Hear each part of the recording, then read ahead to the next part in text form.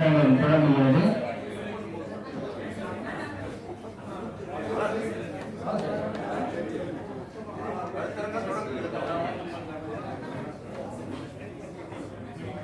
முனைவர் சாந்திகுமார சுவாமி அவர்கள் தமிழ் இலக்கியத்திலும் இன்னும் சொல்ல போனால் எனக்கு தெரிந்து உலகளாவிய வெளிவருகின்ற அனைத்து புத்தகங்களையும் படித்த ஒரே தமிழறிஞர் மதுரையில் இருக்கிறார் என்று சொன்னால் அதை எங்கள் சாந்திக்குமார். அவர் படித்த பிறகுதான் நூல்களை வெளிவருகின்ற அளவிற்கு முன்னமே அந்த புத்தகங்களை படிப்பது எத்தனை பக்கமாக இருந்தாலும் சரி, அது எந்த விளையாக இருந்தாலும் சரி, இங்கு அடிக்கோடிட்டு குறிப்பிடப்படுவது என்ன என்று சொன்னால் அந்த புத்தகங்களை 1000 ரூபாயாக இருந்தாலும் விலை கொடுத்து வாங்கி படிக்கக்கூடிய ஒரு பெரிய அறிஞர். எந்த புத்தகம் உடனே ஆர்டர் போட்டுருவார், உடனே கூட்டுவார், இதுல எடுத்துருவார், புத்தகத்தை வாங்கி அதை படிச்சு முடிச்சு புத்தகம் வந்திருக்க தெரியுமான படிச்சுட்டே அப்படின்னு சொல்லக்கூடிய ஒரு நூலறி இருக்கவராக ஆன்மீகத்தில் துறைந்து பாபாவினுடைய சீடராக வளம் வந்து கொண்டிருப்பவர். சமீபத்தில் தமிழ்நாடு முழுவதும் கருத்தரங்குகளிலே உரையாற்றி பெரும் புகழும் பெற்று வருகின்ற ஒருவர் நமது உலகத்தில் புகழ் பேரவை நிகழ்விலும் கலந்து கொண்டிருக்கிறார் என்பது நமக்கு பெருமை அளிக்கக்கூடியதாக இருக்கிறது. அவரை இந்த கருத்தரங்கத்தை தொடங்கி வைத்து உரையாற்றும்படி அன்போடு கேட்கிறேன். இல்ல அது குறிப்போளோட பேசுறது அங்க போயிருக்கு.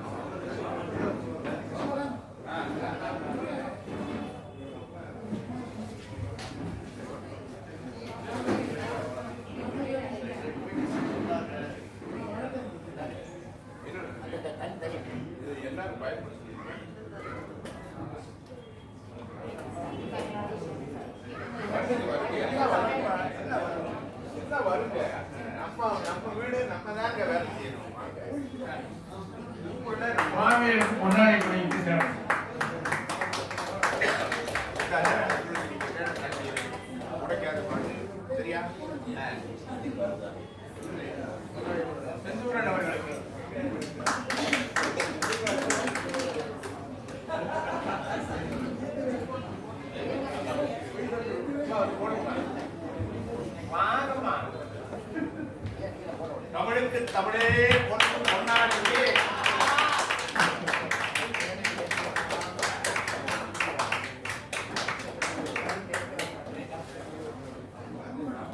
எங்க வாங்க, இங்க வாங்க, சரி வாங்க, முதல்ல பொன்னாடியை வாங்கிக்கிங்க.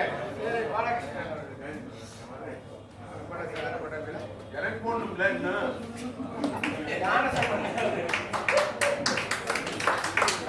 போட்டாட இந்த போட்டாதான் வரலாறு திருப்பப்பட சத்தியம்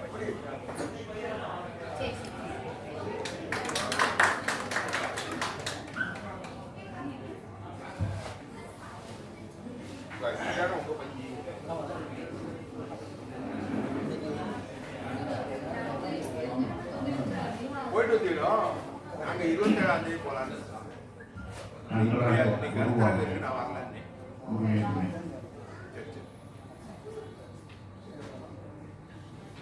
உலக திருக்குறள் பேரவையினுடைய முதல் நிகழ்ச்சியாக மணிவண்ணன் அவர்கள் எழுதிய 2 நூல்கள் வெளியிடப்பட்டு அடுத்த நிகழ்ச்சியாக நாம்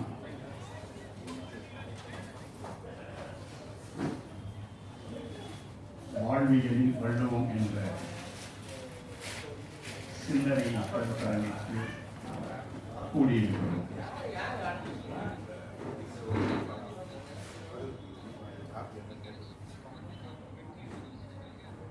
இந்த விழாவிற்கு தலைமையேற்று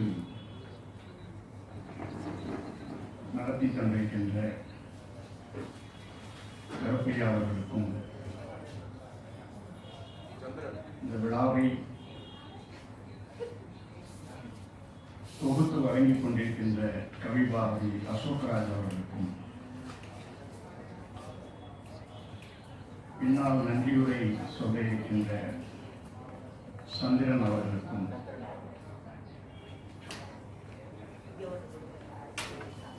இந்த சிந்தனை கருத்தரங்கத்தில் வாழ்வியலில் வள்ளுவம்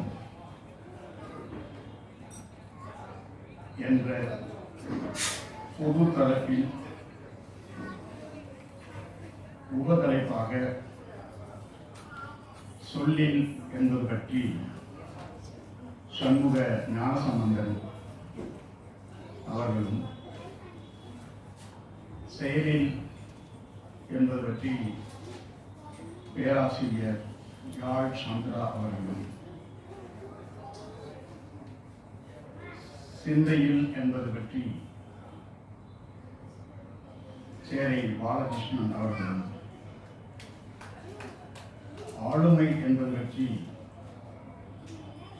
நல்லாசிரியர் செந்தூரன் அவர்களும் உங்கள் முன் சிந்தனைகளை கொடுப்பதற்காக வந்திருக்கிறார்கள். இந்த கருத்தரங்கத்தில் கலந்து கொண்டு நான் ஒழுங்காக பேசுகிறேனா என்று அடிக்கடி பார்ப்பதற்காக என்னுடைய தமிழ் ஆசான் பெரும்புலவர் வேலாயுதம் ஐயா அவர்கள் எழுந்தருளி இருக்கிறார்கள். நான் அவர் முன் சிறிய பெருந்தரை போல இருக்கிறேன்.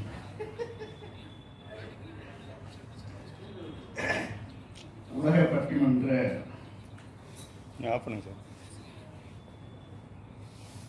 உலக பட்டிமன்றத்திலே மிகவும் புகழ்பெற்ற என்னுடைய எழுதுகை ரேவதி சுப்புலட்சுமி அவர்கள் வந்திருந்தார்கள். நான் கேட்டேன், ஒருவேளை நீங்கள் கருத்தரங்கத்திற்கு முன்னால் ஏதோ பேச விரும்புகிறீர்களா என்று. ஐயா, நான் உங்கள் பேச்சைத்தான் கேட்க வந்தேன் என்று சொன்னார்கள். எனக்கு ஆச்சரியமாக இருந்தது. எனவே அவர்களுக்கும் எனது மாலை வணக்கங்கள். மற்றும் முத்து இளங்கோவன் மற்றும் உள்ள சான்றோர் பெருமக்கள் அனைவருக்கும் என்னுடைய மாலை வணக்கத்தை தெரிவித்துக் கொண்டு, ராமகிருஷ்ணர் நிறைய சத்சங்கங்கள் சொல்லியிருப்பார். அப்படி சொல்லும் பொழுது அவருக்கு ஒரு வருத்தம் இருந்தது. இவ்வளோ பெரிய சத்விஷயங்கள் எல்லாம் பேசிக் கொண்டிருக்கிறோம், ஆனால் ஒரு 10 பேர் 20 பேர் தான் கேட்டுக்கொண்டிருக்கிறார்கள். எனவே காளி மாதா, நீ காலையிலிருந்து நான் சத்விஷயங்கள் பேசும்பொழுது ஒரு 100 பேரையாவது அனுப்பு என்று காளியிடம் வேண்டிக் கொண்டாராம் ராமகிருஷ்ண பரமஹம்சர். அடுத்த நாள் காளி மாதா ஒரு 100 பேரை அனுப்பினாலாம். இவருக்கு ஒரே சந்தோஷம், நிறைய விஷயங்களை பேச ஆரம்பித்திருந்தார். இப்படியே ஒரு வாரம் சென்றது. அப்புறம் கூட்டம் குறைந்தது. உடனே காளிமாதாவிடம் திருப்பியும் கேட்டார், நான் உன்னிடத்தில் 100 பேர் அனுப்ப சொல்வேன், மீண்டும் கூட்டம் குறைகிறது, என்ன செய்யலாம் என்று கேட்டார். அப்பொழுது காளிமாதா சொன்னாலாம், கேட்பவர்கள் 100 பேர் இருக்கலாம், ஆனால் அந்த சத்விஷயங்கள் இப்பொழுதும் 20 பேருக்குத்தான் சென்று கொண்டிருக்கிறது. எனவே இந்த கருத்தரங்கம் 20 பேருடன் மேடையில் உள்ளவர்களை விட குறைவாக ஆரம்பித்திருக்கிறது. எனவே நாம் ராமகிருஷ்ண பரமஹம்சருடைய திருவடிகளை தொழுது இந்த வாழ்வியல் சிந்தனை அரங்கத்தை நாம் ஆரம்பிக்கலாம். பூவேசா மீனாட்சி சுந்தரம்பிள்ளையோட சரித்திரத்தில் ஒரு விடயம் சொல்லுகிறார். இந்த தமிழ் புலவர்கள் வரலாறு எழுதும் பொழுது சில புலவர்களுடைய வரலாறு நமக்கு கிடைக்கவில்லை. கர்ண பரம்பரை செய்திகள் தான் நிறைய இருக்கின்றன. எனவே அந்த புலவர் வரலாறு எழுதும்போது அவர்களை பெருமையாக சொல்ல வேண்டும் என்ற கருத்தினில்,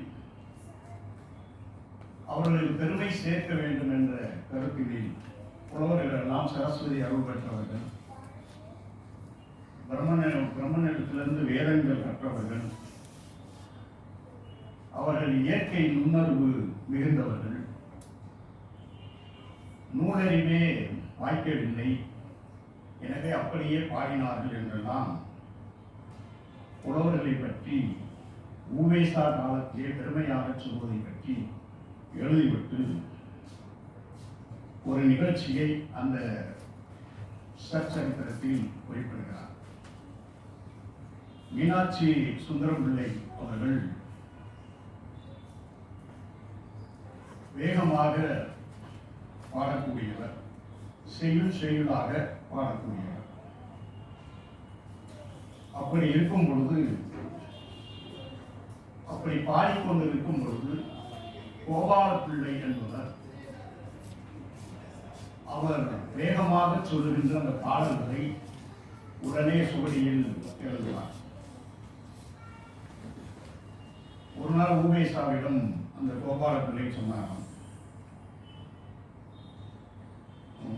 ஐயா அவர்கள் நிறைய பாடல்களை சொல்லிக் கொண்டிருக்கிறார், நான் எழுதி கொண்டிருக்கிறேன், என்னுடைய கை வலிக்கும் அளவிற்கு அவர்கள் பாடம் சொல்லவில்லை என்று வருத்தப்பட்டார். இது என்னுடைய ஆசிரியர் பெருமானுக்கு தெரிஞ்சதோ தெரியவில்லையோ, ஒரு நாள் மாயூர புராணம் எழுதி கொண்டிருக்கும் பொழுது கோபால பிள்ளையை பக்கத்தில் வைத்துக் கொண்டு காலை 7 மணிக்கு மாயூர புராணத்தை ஆரம்பிக்கிறார். அவர் செய்யுளாக சொல்லிக் கொண்டே இருக்கிறார். கோபால பிள்ளை ஏட்டில் எழுதி கொண்டிருக்கிறார். காலை 7 மணியிலிருந்து மதியம் 12 மணி வரைக்கும் அவர் பிரதி எடுத்துக் கொண்டிருக்கிறார். கை வலித்து விட்டது, ரத்தம் கட்டிவிட்டது. உடனே அந்த சூரியையும் எழுத்தாணியையும் பிள்ளை அவர்களுடைய திருவடியில் வைத்து, நான் இப்படி நினைத்து ஊவேசா அவர்களிடம் சொன்னேன், நீங்கள் மிகப்பெரிய வரகவி, என்னை மன்னித்து விடுங்கள், இனிமேல் கொஞ்சம் மெதுவாக சொல்லுங்கள் என்று சொன்னார். சொல்லிவிட்டது மட்டுமல்ல, அவர் நல்ல கவிபாடம் ஆற்றல் பெற்றவர். எனவே மீனாட்சி சுந்தரம் பிள்ளையை என்ன சொல்லியிருக்கிறார் என்றால், ஆளோடு சுந்தரமே மீனாட்சி சுந்தர பேர் அமைய வாய்ந்து தோளாது மாயூர புராணம் மொழி பயத்தனன் என்றால் என் செய்வது என்று ஒரு என்சிய விருத்தத்தையும் எழுதி கொடுத்தார். அதாவது சுந்தரமூர்த்தி சுவாமிகளே மீண்டும் மீனாட்சி சுந்தரம் பிள்ளையாக பிறந்து மாயூர புராணத்தை சொல்லினார் என்று அவர் ஒரு என்சிய விருத்தம் எழுதினார். இப்படி புலவர் பெருமானுக்கெல்லாம் நாம் அவர்களை பெருமைப்படுத்தும் நோக்கில் இவராக பிறந்தார், அவராக பிறந்தார், அவருக்கு இந்த அருள் கிடைத்தது என்றெல்லாம் எழுதி வைக்கிறோம் என்று ஊவேசா அவர்கள் அந்த நிகழ்ச்சியை பற்றி குறிப்பிடுகிறார். திருக்கழுக்குன்றத்தில் அந்த கவி வீரராகவர் முதலியார் என்பவர், அவர் பிறவியிலே கண் தெரியாது. அவருக்கு விரைந்து கவிபாடும் ஆற்றல் உண்டு. அப்படி விரைந்து கவிபாடும் ஆற்றலில் சந்திரவாணன் கோவை என்பதை பற்றி அவர் சொல்லிக் கொண்டு வருகிறார். சந்திரவாணன் என்பது அவர் அந்த திருக்குறள் குன்றத்தின் பக்கத்தில் ஒரு பெரிய செல்வந்தராக இருந்து வந்தவர். அவரை பற்றி அந்த பாடல்களை சொல்லிக் கொண்டு வருகிறார். சொல்லிக் கொண்டு வரும்பொழுது சந்திரவாணனுடைய அந்த வளமிகுந்த நாட்டை பற்றி சொல்கிறார். சொல்லும்போது சொல்றார், பால் ஏறி பாய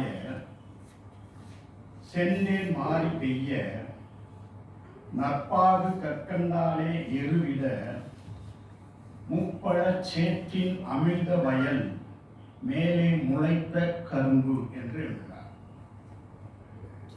உடனே அதை சொல்லிக் கொண்டிருக்கும் போது பக்கத்தில் இருக்கிற ஒரு அறிஞர் கேட்கிறார், அவருக்கு பிறவியிலே கண் தெரியாது, எனவே அவர் செய்யுளாக சொல்கிறார், நீ எழுதி கொண்டிருக்கிறாய், எப்படி ஒரு தப்பான பாட்டை நீ எழுதுகிறாய், முப்பழ சேற்றில் மேல் முளைத்த கரும்பு, சேற்றில் கரும்பு முளைக்காது. எனவே அது ஒரு தவறான ஒரு செய்தியை நீங்கள் சொல்லுகிறீர்கள் என்று சொன்னார். உடனே அந்த கவி வீரராகவர் தன்னுடைய நுண் உணர்வினால் உடனே சொல்லுகிறார், கொம்பை வெட்டி காலை நடு அப்படின்னு சொல்றார்.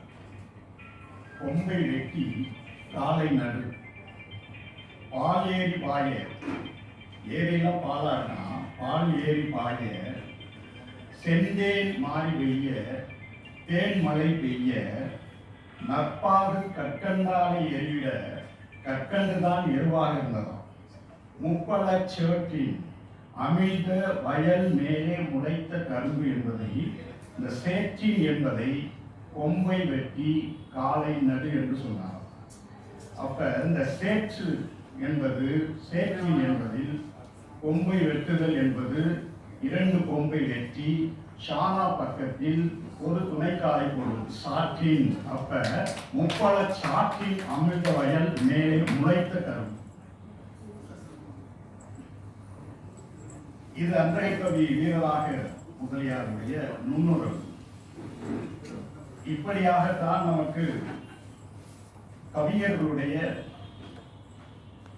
அவர்களுடைய ஆசீர்வாதங்கள் தெய்வத்தின் புலமையாலும் தெய்வ புலமையாலும் கிடைத்தது.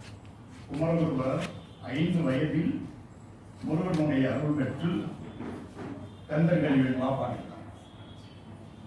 சண்முக ஞான சம்பந்தர் பேர் வைத்திருக்கிறார் இல்லையா, அந்த ஞான சம்பந்தர் 3 வயதில் தோளுடைய செவியில் பாடுகிறார். இதெல்லாம் சைல்டு ப்ராடஜி அப்படின்றதுல வரும். ஆனால் திருவள்ளுவ மாலையில் நமக்கு உத்திர பெரு வழுதியார் திருவள்ளுவரை பற்றி என்ன சொல்லுகிறார் என்றால், நான் மனையின் மெய்ப்பொருளை முப்பொருளான் நான் முகத்தோன் தான் மறைந்து வள்ளுவனாய் தந்துரைத்த நூல் முறை என்று சொல்லுகிறார்.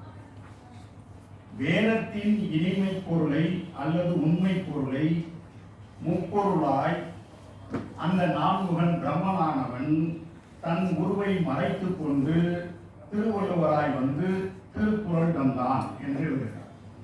இங்கே திருக்குறளை பிரம்மனுக்கு ஒப்பிடுகிறார். திருவள்ளுவர் எப்படி என்றால், ஒரு அருட்கவியாக இருக்க வேண்டும் என்ற நோக்கில் ஒவ்வொரு புலவருக்கும் நாம் எப்படி கருணபரண கதை சொல்லுகிறோமோ அதை போல உக்கரப்பெருவழுதியார் திருவள்ளுவரை நான்முகன் பிரம்மனாக உருவகிக்கிறார்.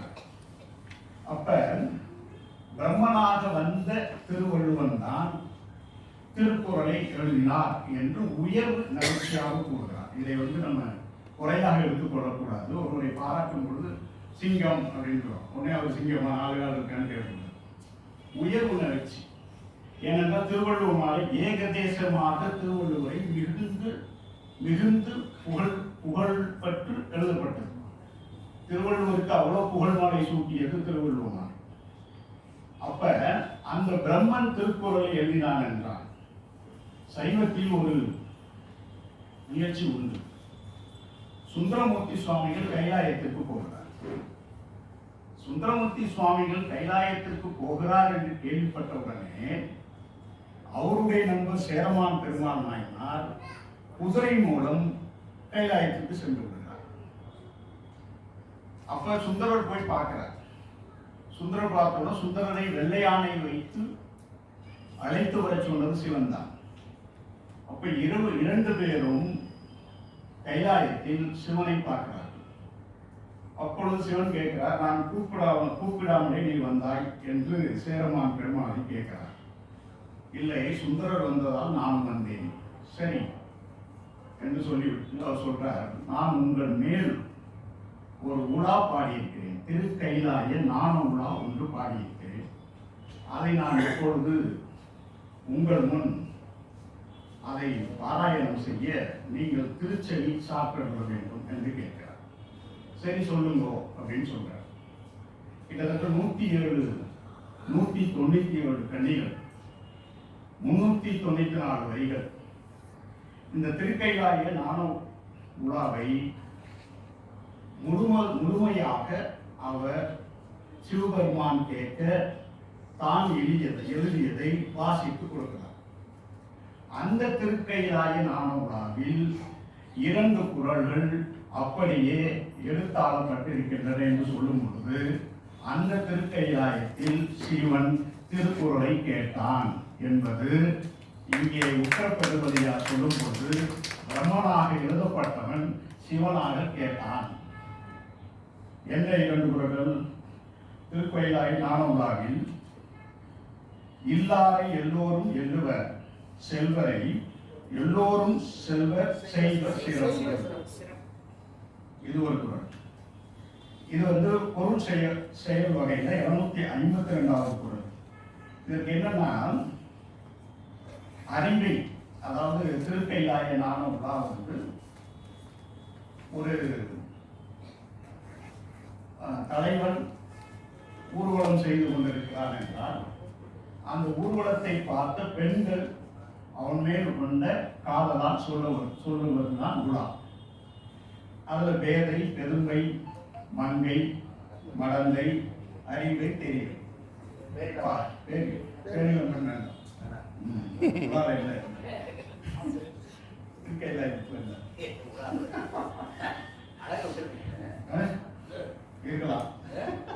இருக்கலாம் இல்ல. அப்ப அறிவை அப்படிங்கிறவர்கள் இல்லாத எல்லோரும் எல்லுவர், செல்வர் எல்லோரும் செய்வர் சிறப்பு அப்படிங்கிற குறளுக்கு என்ன விளக்கம் அங்கே கைலாய உலாவில் சொல்லப்படுகிறதுனால், இயற்கையான அளவுடன் போய் அவனை பார்த்தால் ஒருவேளை அவனுக்கு பிடிக்காமல் போகலாம். எனவே ஆபரணங்களை அணிந்து கொள்ள வேண்டும்.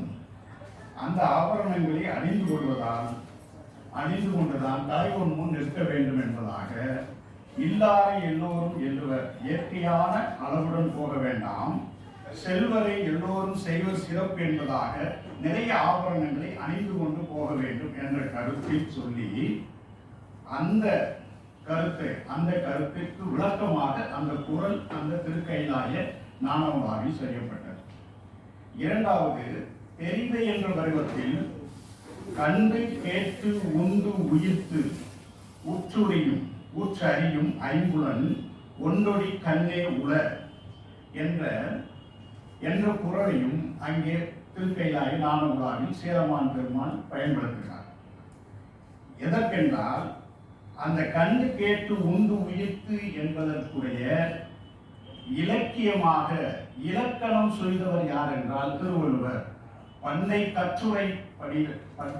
கட்டுரைப்படி, அதாவது இலக்கணம் செய்த திருக்குறள் படி நான் இலக்கியமாக இருக்கிறேன் என்பதாக இந்த கண்டு கேட்டு உண்டு உயிர்த்து உற்றறியும் ஐம்புலன் ஒன்றடி கண்ணே உள என்ற குறளையும் பயன்படுத்த. அப்ப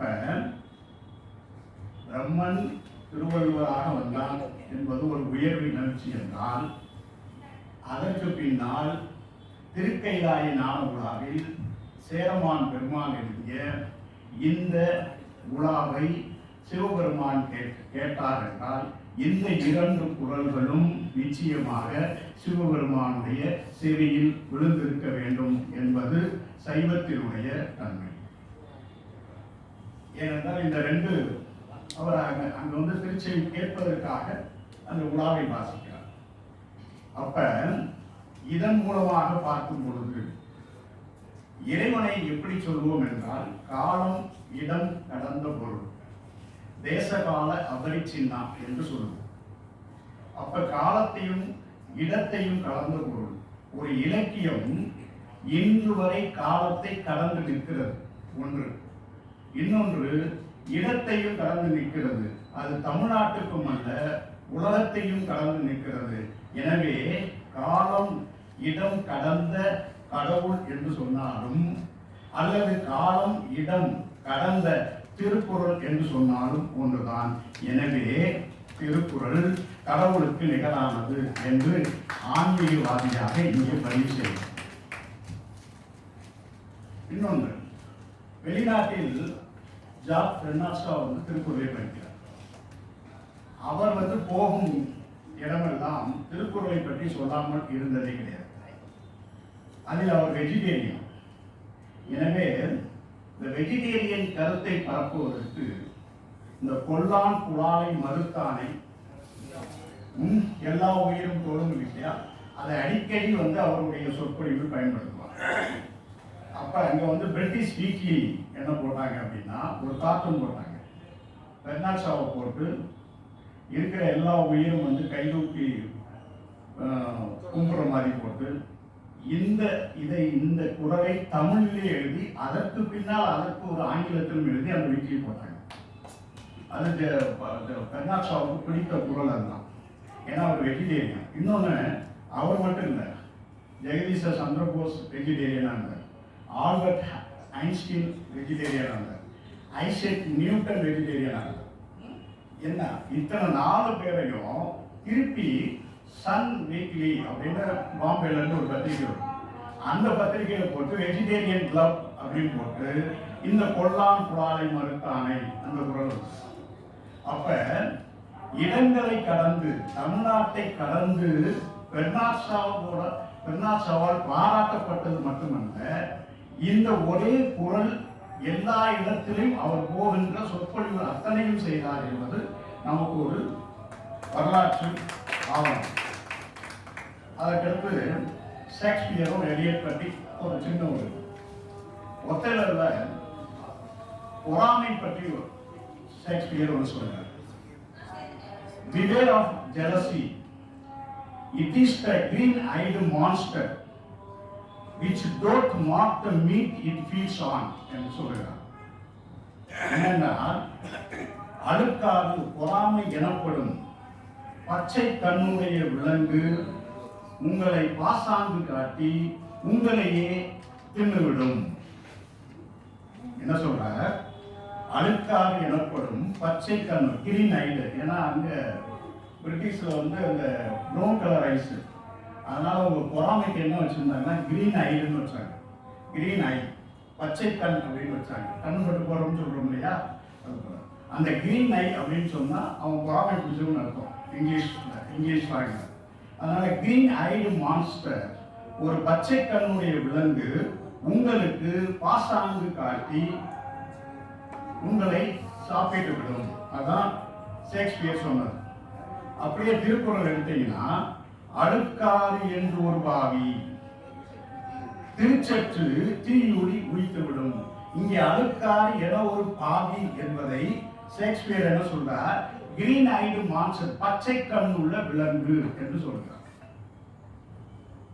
அப்ப இங்க வள்ளுவர்ல இருந்து ஷேக்ஸ்பியர் போனாரா, ஷேக்ஸ்பியர்ல இருந்து வள்ளுவர் போனாரா கிடையாது.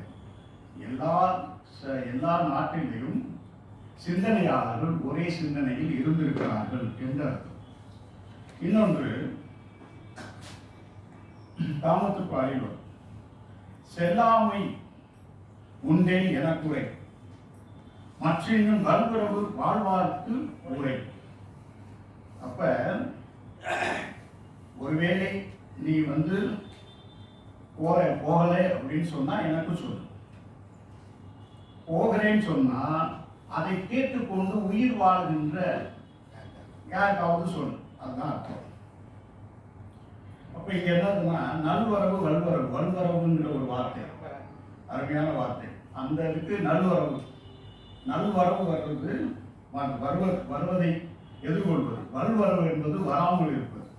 அப்ப செல்லாமை உண்டே எனக்குறை மற்றும் வல்வரவு வாழ்வார்க்கு உரை.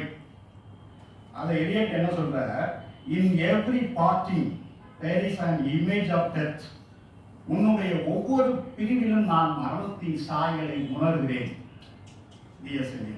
எவ்வளவு அருமையா ஒத்துக்கொள்ளும். In every parting there is an image of death. உன்னுடைய ஒவ்வொரு பிரிவிலும் நான் மரணத்தின் சாயலை உணர்கிறேன். அப்ப திருவள்ளுவருடைய காதலியும் எலியட்டுடைய காதலியும் இரண்டு பேருமே அந்த காதல் என்ற தத்துவத்தை எப்படி பார்த்திருக்கிறார்கள் என்பது இதற்கு ஒரு உதாரணம். எனவே காலதேச இடத்தை கடந்து, காலதேச வர்த்தமானங்களை கடந்து திருக்குறள் இன்றும் இலக்கியமாக வாழ்ந்து கொண்டிருக்கிறது. இப்போ பிரம்மன் சொன்னார் இல்லையா, உக்கர பெருவழுதியார் நான்மறையின் மெய்ப்பொருளை முப்பொருளா நான்முகத்தோன் தான்மறைந்து வள்ளுவனாய் தந்துரைத்த நூன்முறையை அதை எப்படி அந்த திருக்குறளை வணங்க வேண்டும் சொல்றார். வந்திக்க சென்னி தலையால் வணங்க வேண்டும். வாய் வாழ்த்துக, வாய் வாழ்த்துக. நன்னஞ்சம் சிந்திக்க நீங்கள் எல்லாம் கேட்க செவி. வந்திக்க சென்னி வாய் வாழ்த்துக, நன்னஞ்சம் சிந்திக்க நீங்கள் எல்லாம் கேட்க செவி. அப்ப வந்திக்க சென்னி என்பது மெய்யை குறிக்கிறது, அது உடல் வணக்கம். வாய் வாழ்த்துக என்பது மொழியை குறிக்கிறது, அது மொழி வணக்கம். நன்னஞ்சு சிந்திக்க, நன்னஞ்சம் சிந்திக்க என்பது மனதை குறிக்கிறது, எனவே மனத்தின் மூலமாக மனம் வணக்கம். எனவே மனம், மெய், மொழி மூன்றாலும் நாம் திருவள்ளுவரை திருக்குறளை வணங்க வேண்டும் என்று இந்த உக்கரக்குள் ஒரு தியார் சொல்கிறார். அதை போலத்தான் இந்த கவியரங்கம் சொல்லில் கருத்தரங்கம் கவியரங்கம் பேசி கருத்தரங்கம் சொல்லில் என்பதற்கு வாய் வாழ்த்துக என்பதும், செயலில் என்பதற்கு வந்திக்க சென்னி என்பதாலும், சிந்தை என்பதற்கு நன்னஞ்சம் சிந்திக்க என்பது வழியாகவும், கேட்க செவி இந்த மூன்றும் தூய்மையாக இருந்தால்தான் ஒருவருடைய ஆளுமை வெளிப்படும் என்பதை செந்தூரான் சொல்ல வருகிறார். எனவே இந்த திருவள்ளுவ மாலையின்படி வந்திக்க சென்னி, வாய் வாழ்த்துக, நன்னஞ்சம் சிந்திக்க எல்லாம் சேர்ந்த ஆளுமையின் வழியாக நீங்கள் கேட்க செவி என்பதாக அமைகிறது என்று சொல்லி இந்த கருத்தரங்கத்தை தொடங்கி வைக்கிறேன். வாழ்க்கையில 3 ஃபேக்டரிஸ் நமக்கு வேணும். ஃபேக்டர்ஸ் எடுத்துக்கலாம், ஃபேக்டரின்னு எடுத்துக்கலாம். ஒரு ஃபேக்டரி வந்து ஐஸ் ஃபேக்டரி. ஐஸ் ஃபேக்டரி இந்த பிரெயின். பிரெயின் வந்து எப்பொழுதும் குளிர்ச்சியா இருக்கணும், மூளை குளிர்ச்சியா இருக்கணும், பி கூல். இரண்டாவது சுகர் ஃபேக்டரி இந்த டங்க். அப்ப பி ஸ்வீட், இந்த நாக்கு ஸ்வீட்டாக பேசணும், எனவே இனிமையாக பேசணும். சுகர் ஃபேக்டரி இந்த டங்க். லவ் ஃபேக்டரி இன் ஹார்ட். லவ் ஃபேக்டரி அன்பை இந்த இதயம் வைத்திருக்க வேண்டும், அதுலதான் பி காம் கிடைக்கும். அப்ப இந்த 3 ஃபேக்டரி சேர்ந்தாதான் life will be the satisfactory. அப்ப இந்த சாட்டிஸ்ஃபேக்டரி என்பதுதான் வாழ்வியலில் வள்ளுவம். இந்த சுகர் இருக்குல்ல, சுகர், ஐஸ், லவ், இந்த 3ஐயும் சொல்வதுதான் சொல்லும் செயலும் சிந்தை. இந்த 3 முழு உருவமாக இருப்பதுதான் ஆளுமை, ஆளுமை, பர்சனாலிட்டி. எனவே இந்த மனம், மெய், மொழி என்ற கருத்தரங்கத்தில் முதலில் வருபவர்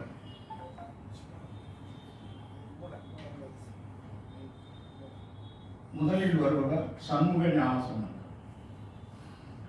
அவர் எப்படிப்பட்டவர் அப்படின்னு சொன்னா, அவையறிந்து ஆராய்ந்து சொல்லுக, சொல்லின் தொகையறிந்த தூய்மையவர். எனவே சொல்லில் வாழ்வியல் வள்ளுவம் உள்ளது என்பதை சொல்லின் தொகையறிந்த தூய்மையவர் என்று இங்கே சில நிமிடங்கள் உரையாற்றுவார் என்று சொல்லி என்னுடைய தலைமை உரையை இத்துடன் நிறைவு செய்து இடையிலேயே இந்த கருத்தரங்கத்தின் இடையிலேயே வருவேன் என்று சொல்லி விடைபெறுகிறேன். நன்றி, வணக்கம். அனைவருக்கும் இனிய திருக்குறள் வணக்கம். கருத்தரங்கத்தினுடைய மதிப்பிற்குரிய தலைவர் திரு முனைவர் சாந்தி குமார சுவாமி அவர்களே, என்னோடு பேச வந்திருக்கிற அறிஞர் பெருமக்களே, இங்கே அவையில் அமர்ந்திருக்கிற பெருமக்களே, பசியோடு இருக்கிறவர்கள், இடையில் சென்று பசியை நிறைவு செய்தவர்கள் அத்தனை பேருக்கு என்னுடைய அன்பான வணக்கம்.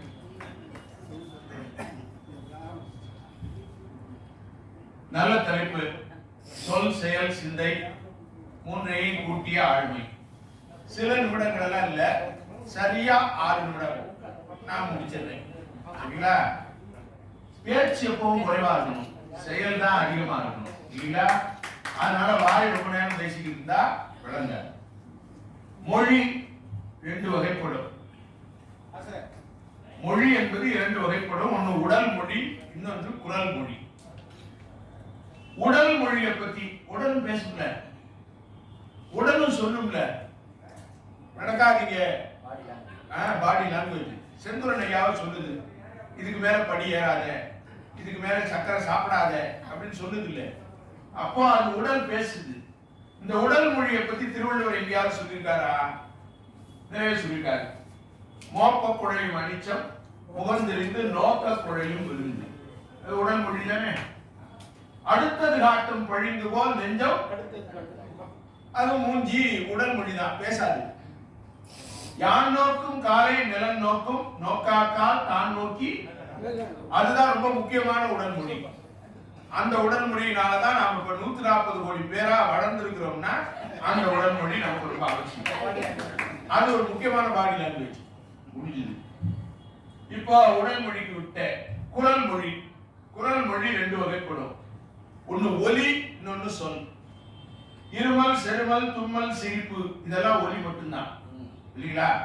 இப்படியே கூட்டத்திலே இருக்கும் போதே பார்த்துக்கிட்ட சாப்பாடு முடிய போது எந்திரிச்சு வா அப்படின்னு அர்த்தம். நீங்க எனக்கு ஒரு நல்ல வாய்ப்பு இருக்கு. நீங்க 3 பேரும் பேசிட்டு இருக்கும் போது நான் போய் சாப்பிடுவேன். தயவு செய்து நீங்க அனுபவிக்க முடியாது.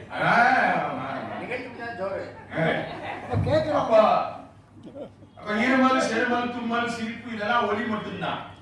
ஒலி குறிப்புகள்லயே பல இருக்கு இல்லைங்களா? செந்தூரன் ஐயா வந்திருக்காரு, என்னமா நம்ம வீட்டுல காப்பி போடலாம், ஆனா டபக் அப்படின்னு ஒரு டம்ளர் விழுகிற சத்தம் வந்ததுன்னா கிடையாது அப்படின்னு வெளியே போய் குடிச்சிட்டு வாங்க இல்லைங்களா? அப்போ அது ஒண்ணு. இதை ஆங்கிலத்துல எல்லா மொழிகள்லயுமே இதை பேரா லாங்குவேஜ் வச்சுப்போம். என்ன சந்திரன், அதை பத்தி திருவள்ளுவர் சொல்லியிருக்கிறாரா? எங்கேயாவது சொல்லியிருக்கிறோம்ல பேரா லாங்குவேஜ் பத்தி? இல்லையா கருப்பையா? வழுத்தினால் தும்பினேன் ஆக அழித்து அழுதால் யார் உள்ளி தும்பினீர் என்று. அவன் தும்மல் தான் போட்டிருக்கான். அதுக்குள்ள அவ எவ்வளவு ரீடிங் பண்ணியிருக்கா பாருங்க. அதான் வேலை. அப்ப அது பேரா லாங்குவேஜ். ஒலியினால் பேசுவது விலங்குகளுக்கு உண்டு, அது ஒலியினால் பேசும். நாய் குறைக்கிற சத்தத்துல இருந்தே அது சந்திரன் விட்டு நாய் அவரை பார்த்து குறைக்குதா என்ன பார்த்து குறைக்குதான்றத கண்டுபிடிச்சிடலாம். நீங்க விலங்குகளுக்கு மனசும் உண்டு. விலங்கு மனத்தால் விமலா உனக்கு திருவாசகம். அப்ப மனசும் உண்டு விலங்குகளுக்கு. சொல் மொழி உலகம் முழுக்க 7000 மொழி இருக்கா. உலகம் முழுக்க பேசப்படுவது 7000 மொழி. உலகத்திலேயே அதிக மொழி பேசக்கூடிய 2வது நாடு நம்முடைய பாரத தேசம். 700 மொழி. சரிங்களா? அப்போ நமக்கு முன்னாடி ஒருத்தர் இருப்பார்ல, பப்புவா நியூ கினியா அப்படின்னு ஒரு தீவு. உலக கோப்பை கிரிக்கெட்ல இப்ப விளையாண்டாங்க. 840 மொழி. ஒரு இத்தினூண்டு தீவுக்குள்ள 840 மொழி. வேடிக்கை என்னன்னா, விளையாண்ட 15 வீரர்களுக்கும் தாய்மொழி வேற வேற. எவ்வளவு அழகு பாத்தீங்களா? அப்படி ஒரு நாடு. Unity in diversity Papua New கினியால இருந்து நாம கத்துக்கணும் போல இருக்கு. இப்ப மொழிகளை 2ஆ பிரிப்போம். இந்தோ ஐரோப்பிய குளிர் தேச மொழிகள். குளிர் தேசத்துல வாயை திறந்து பேச முடியாது, கப்புன்னு பனி அடைச்சு.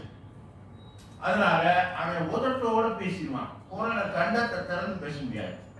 உஷ் அப்படிங்கிற சத்தம் அதிகமா வரும். எஸ் ஹச் நம்ம தமிழ்ல கிடையாது. இது எல்லாமே இந்தோ ஐரோப்பிய மொழிகள். அப்ப எஸ் ஹச் அப்படின்னு வருகிற சம்ஸ்கிருத உச்சரிப்பு அதிகம் வருகிறதுனா அது இந்தோ ஐரோப்பிய மொழி என்பது சொல்லாமலே புரிந்து கொள்ளப்பட வேண்டிய செய்தி. சரிங்களா? அப்ப எஸ் ஹெச். இது நான் சொல்லல, வேடிக்கைக்காக சொல்லல. ஐரோப்பிய பாம்பு அதிகமா சீராதான். இந்திய பாம்பு, திராவிட பாம்பு வாயை நல்லா திறந்து. அப்ப பேச்சு இல்ல, பாம்புல ஆய்வு இருக்கு. அங்க இருக்கிற பாம்பு அவ்வளவு வாயை திறக்க முடியாது, இங்க வாயை திறக்கும். அப்ப பேச்சு எங்க இருந்து பிறக்கும்? அப்ப 2 வகையான மொழி, இந்தோ ஐரோப்பிய மொழிகள் ஒண்ணு, திராவிட மொழி குடும்பம் ஒண்ணு. பேச்சு எங்க இருந்து பிறக்கும்? குரல் வழி. நான் குரல் வழி நான் சாமியார் தலைவராக இருக்கிறதுனால சொல்றேன். குரல் வழி 6 ஆதாரங்கள்ல என்ன ஆதாரம்? விசுத்தி. அதுக்கான நிறம் என்ன? நீலம், நீலகண்டன். சரிங்களா? 6 ஆதாரங்கள், 4 ஆதாரம் ஒலியோட தொடர்புடையது, விசுத்தி பேச்சோடு தொடர்புடையது. விசுத்தினா என்ன? சுத்தம் அப்படின்னா சுத்தமா இருக்குது. விசுத்தம்னா சிறப்பா சுத்தமா இருக்குது. சரிங்களா? அப்ப விசுத்தம்னா ரொம்ப சிறப்பா இருக்கு, அசுத்தம்னா ரொம்ப மோசமா இருக்குது. கன்யா சுகன்யா. சரிங்களா?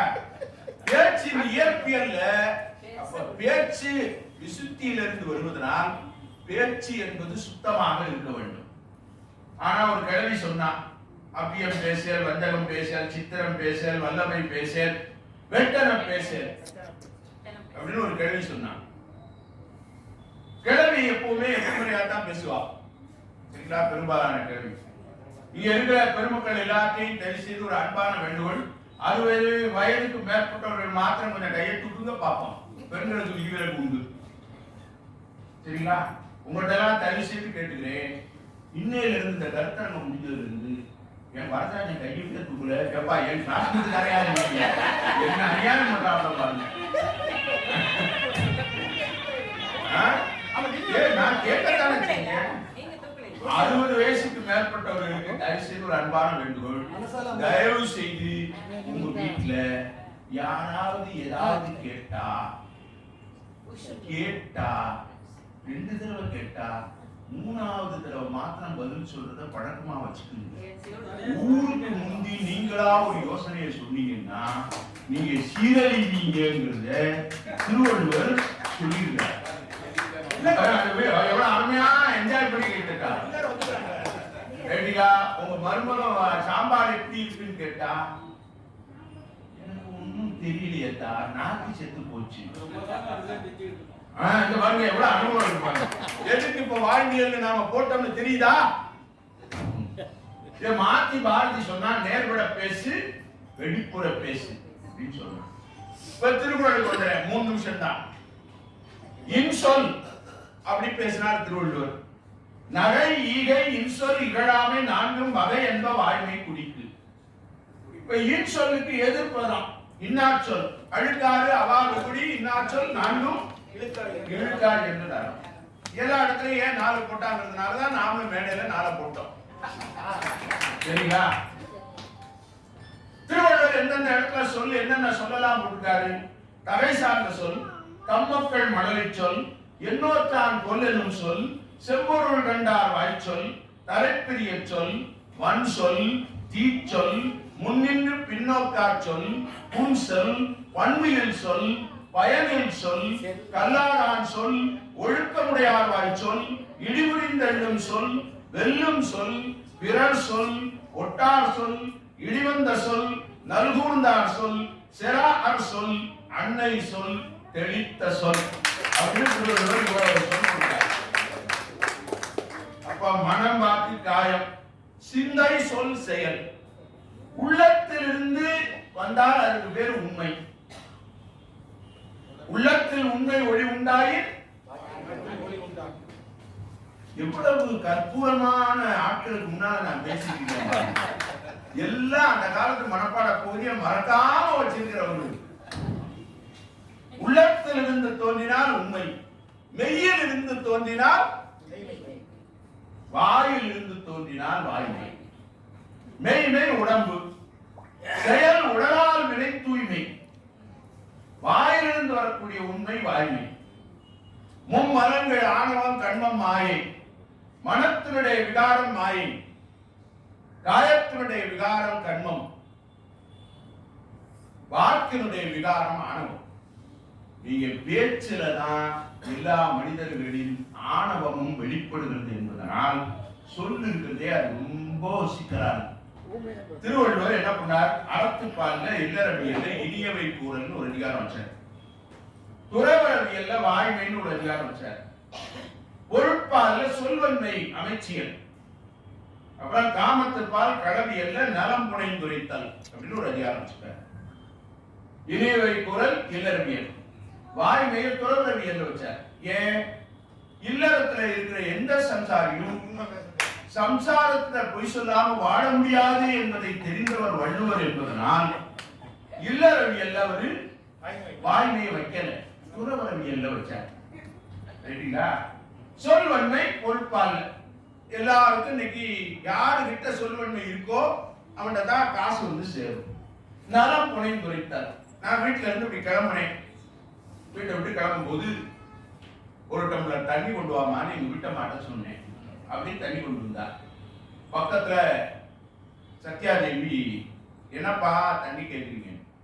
இல்லம்மா, நாட்டாம படத்துல சரத்குமார் வெளியே போகும்போது குஷ்பு கையால ஒரு டம்ளர் தண்ணி வாங்கி குடிச்சிட்டு வருவார் இல்லையா, நான் சரத்குமாரோ இல்லையோ உங்க அம்மா குஷ்பு மாதிரி. ரைட்டுங்களா? இப்ப நான் திரும்ப வீட்டுக்கு போற வரைக்கும் இந்த குஷ்பு நினைப்பிலேயே அவ இருப்பானா இல்லையா? அதுலதானே நம்ம கதை ஓடுது. அதனால திருவள்ளுவர் என்ன சொன்னாரு, ஒரே ஒரு இடத்துல மாத்திரம் நீ போய் சொல்லிக்கலாம், காமத்துல போய் அதோடு நலம் புனைந்து உரைத்தல். எல்லாரும் முதலிரவுல ஆரம்பிக்கிற போய் வண்டி வண்டியா சொல்லித்தானே 140 கோடி ஆக்கி வச்சிருக்கோம். போய் சொல்லலாம், அங்க உன்ன மாதிரி அழகி உண்டா, அந்த மாதிரி தெரிய அவ அழகு இல்லைன்னு.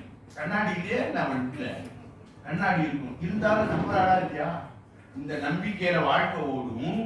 இல்லறத்தானதுனால பொய் சொல்லாம வாழ முடியாதுன்னு தெரிஞ்சு வாய்மை அதிகாரத்தை துறவரத்துல கொண்டு போய் வச்சவரு இல்லறத்துல ஏன் வைக்கலன்னு இன்னைக்கு தெரியுதா? இதுதான் இந்த கருத்தரங்கம் என்பதை உங்கள்கிட்ட சொல்லி ரெண்டே செய்தி. புறங்கூறாமைன்னு ஒரு அதிகாரம் வச்சார், எதிர்மறையா புறங்கூறாமை. அதுல ஒரு திருக்குறள், கண் நின்று கண்ணறச் சொல்லினும் சொல்லற்க முன் நின்று பின்னோக்கால் சொல்.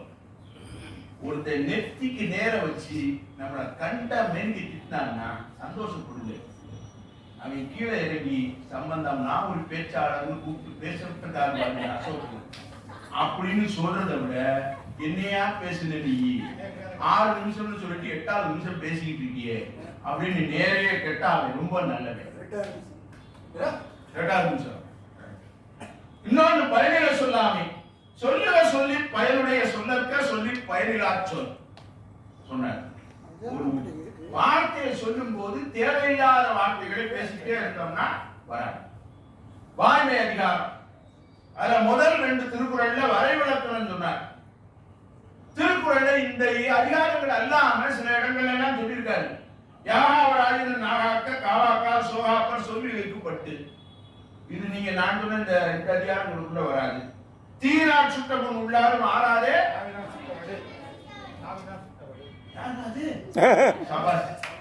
கேட்டார் பிடிக்கும் தகைவாய் கேளாரும் வேட்ப மொழிவதாம். சொல்லுவ சொல்லை பெரிதோடு சொல் அச்சொல்லை வெல்லும் சொல் இன்மை அறிந்து. கனவிலும் இன்னாத மன்னோ வினைவேறு சொல்வேறு பட்டார் தொடர்பு. வில்லேறு உழவர் பகை கொள்ளிடம் கொள்ளற்க சொல்லேறு உழவர் பகை. சொல்லுன்னு தலைப்பு போட்டு ஒரு 10 திருக்குறளாவது சொன்னானே அப்படிங்கிற நிறைவை உங்களுக்கு கொடுத்தேன். ஒரே செய்தியோட நிறைவு பண்ணி முடிக்கிறேன். வாய்மை எனப்படுவது யாதெனில் யாதொன்றும் தீமை இல்லாத சொல். வாய்மை உலகத்திலேயே வாய்மைக்கு வரைவிலக்கணம் வகுத்த 2000 ஆண்டுகளுக்கு முன்னாலேயே வாய்மைனா என்னன்னு சொல்லக்கூடிய தகுதி ஒரு தமிழனுக்கு தான் இருந்தது என்பது நமக்கு தெரியப்படும். மற்றவர்களுக்கு தீங்கு செய்யாமல் எது இருக்குமோ அதை சொல்லணும். அசோக் ராஜ் இந்த நிகழ்ச்சிக்கு என்ன கூப்பிட்டார். அப்படி அலைபேசி எடுத்த உடனே கேட்டேன், எப்படி இருக்கீங்கன்னாரு. உங்க ஆசீர்வாதத்துல நல்லா இருக்கிறேன் தலைவரேன்னு அசோக்கிட்ட சொன்னேன். அடுத்த நிமிஷம் அசோக் சொன்னார், என் ஆசீர்வாதத்துல எவனும் நல்லாவே இருக்க முடியாது, எல்லாரும் நாசமா தான் போவாங்க. எவ்வளவு நல்ல மனுஷன் பார்த்தீங்களா, வாயிலே எனப்படுவது யாருன்னு கேட்டீங்களா, அப்படி நல்லவர். ஒண்ணு. அடுத்த திருக்குறள்லயே சொல்லிட்டாரு, இது வாய்மை எனப்படுவது யாருன்னு சொன்னவரு, பொய்மையும் வாய்மை எடுத்த புரைதிர்ந்த நன்மை பயக்கும் இல்லீங்களா. ஒருவேளை நல்லது நடக்கும்னு சொன்னா, இப்ப நான் நீங்க பேசிக் கொண்டிருக்கிற போது, செந்தூரன் பேசிக் கொண்டிருக்கிற போது நான் இடையில போய் உணவை முடிச்சுட்டு வந்த பிறகு நீங்க கேட்பீங்க சாப்பிட்டீங்களான்னு. இல்லைன்னு தான் நான் சொல்லுவேன். பொய்மையும் வாய்மை இடத்த குறைந்திருந்த நன்மை பயக்கும். குற்றமற்ற நன்மையை தரும் என்றால் உண்மை சொல்ல வேண்டிய இடத்தில் பொய்யும் சொல்லலாம். இப்படி கதைகளை சொல்லிட்டே இருக்கான். ஒரே செய்தியோட முடிச்சிடறேன். இந்த 3 தலைப்புக்குள்ள சொல்லுக்கும் செயலுக்கும் எங்கேயாவது தொடர்புபடுத்தி ஒரு திருக்குறள் பண்ணிட்டாரா? சொல்லுக்கும் சிந்தைக்கு எங்கேயாவது தொடர்புபடுத்தி ஒரு திருக்குறள் சொல்லிட்டாரா? சொல்லுக்கும் செயலுக்கும் சொன்னார். கனவிலும் இன்னாது பண்ணோம் விரைவேறு சொல்வேறு.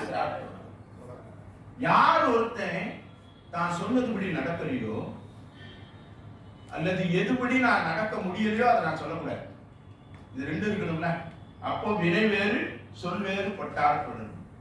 தான் வாழ்க்கையில உலகத்தில் இருக்கக்கூடிய எத்தனையோ தலைவர்களுக்கு மத்தியில் என் சொல்லும் என் செயலும் ஒன்று.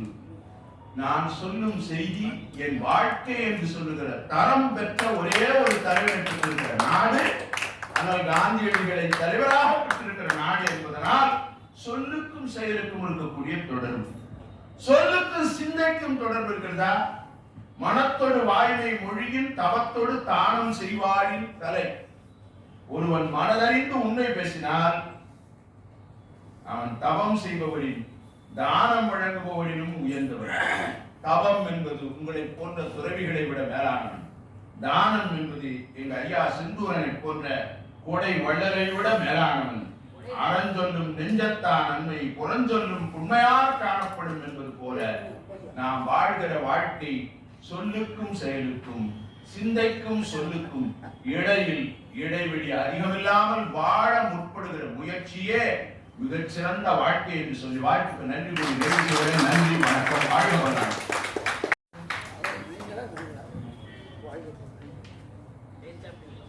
சண்முக ஞானசம்பந்தன் அவர்கள் சொல்லை பற்றி சொல் ஆராய்ச்சியை செய்து சொல்லே உழவரானார். கொரோனாவுக்கு சொல்வது போல சொல்வலை வேட்டுவர் ஞானசம்பந்தன் வாழ. ஏனென்றால் உடல் மொழி, குரல் மொழி, அப்புறம் நாம் பேசுகின்ற மொழி, அதற்கடுத்து சொல்மொழி, இந்த 4ற்கும் உள்ள அடிப்படை வேறுபாடை சொல்லி சொல் எவ்வாறு செயலிலும் இணைந்து வருகிறது, எவ்வாறு சிந்தையிலும் இணைந்து வருகிறது என்பதை தொட்டு 3 தலைப்புக்குள்ளையும் வந்து போய்விட்டார். எனவே நற்பொருள் நன்குணர்ந்து சொன்னார் என்று அவரை வாழ்த்தி அதற்கடுத்து செயல் பற்றி பேசுவதற்கு பேராசிரியர் யாழ் சந்திரா அவர்களை அழைக்கிறேன். சொல்லுதல் யாருக்கும் எளிய, அறியவாம் சொல்லிய வண்ணம் செயல். எனவே சொல்லை தொடர்ந்து செயல் வருகிறது. துணை நலம் ஆக்கம் தரும், வினை நலம் வேண்டிய எல்லாம் தரும். எனவே வினை நல தூய்மை பேணுபவர் யாழ் சந்திரா செயல் பற்றி சொல்ல வருகிறார். சில சொற்கள்.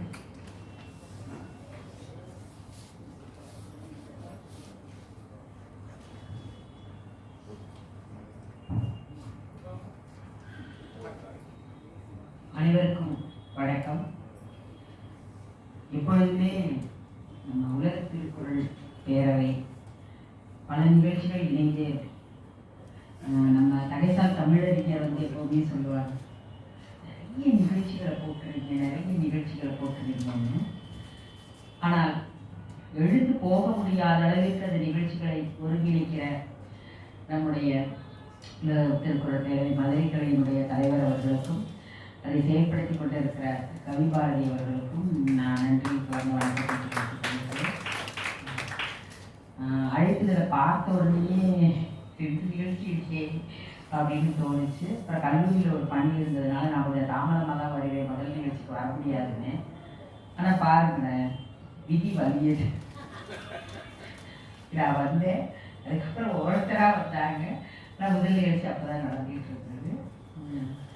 அதே போல் இங்கே ஒரு நிகழ்வு நிறைவு பெறுகிற தருணத்தில் நாம் இப்பதான் தொடங்கியிருக்கோம்.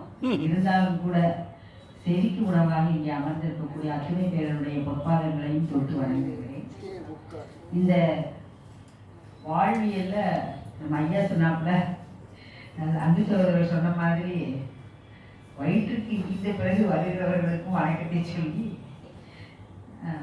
இந்த வாழ்வியல்ல வள்ளுவம் அப்படிங்கிறதுக்கு நம்முடைய உலக திருக்குறள் பேரவையே ஒரு சான்றாக இருக்கிறது அப்படிங்கிறதை நான் இங்க பதிவு செய்ய விரும்புகிறேன். தக்கால் கொண்டு செல்லப்படுகிற மற்ற உலக திருக்குறள் பேரவைக்கு இந்தியாவுக்கு வெளிநாட்டிலேயே கூட கிளைகள்லாம் இருக்கின்றன. ஆனாலும் கூட மதுரை கிளையில ஒரு பெரிய பாரம்பரியம் என்ன அப்படின்னு சொன்னாக்க, அதை தொடர்ந்து செயல்படுத்தி கொண்டே இருக்கக்கூடிய அந்த ஒரு முறைமை, அதை நாம இணைந்து போற்ற வேண்டும்.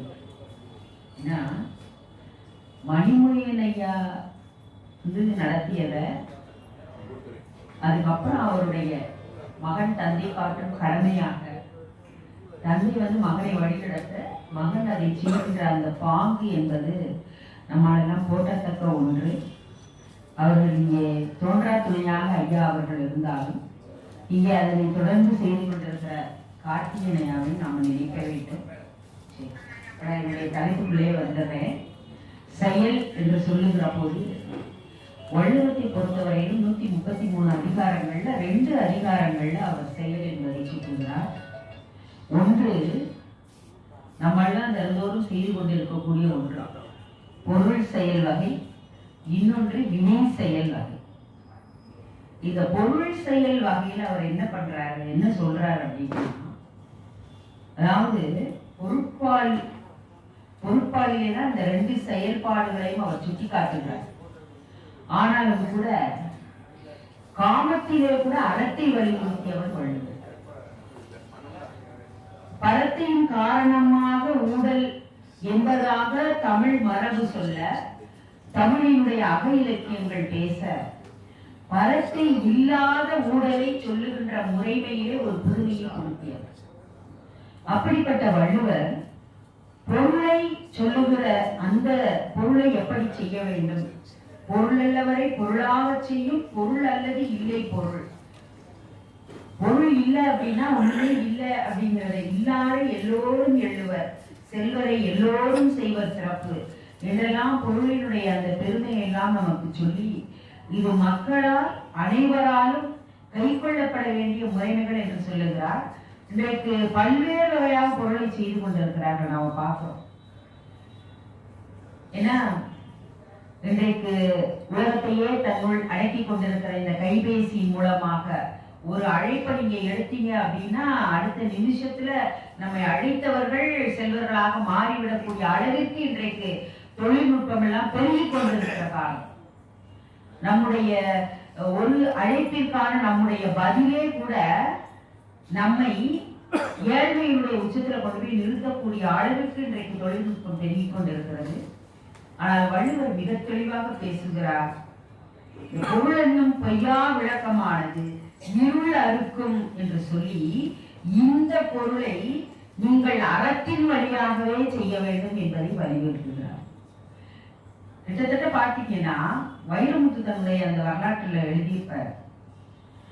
என்ன எழுதுவார்னா, அவர் படிக்கிற பள்ளியிலே படிக்கிற போது தமிழாசிரியர் அந்த வாய்பாடுகளை எல்லாம் சொல்லி நேர் நிறை என்பதாக அவற்றையெல்லாம் சொல்லுகிறார்.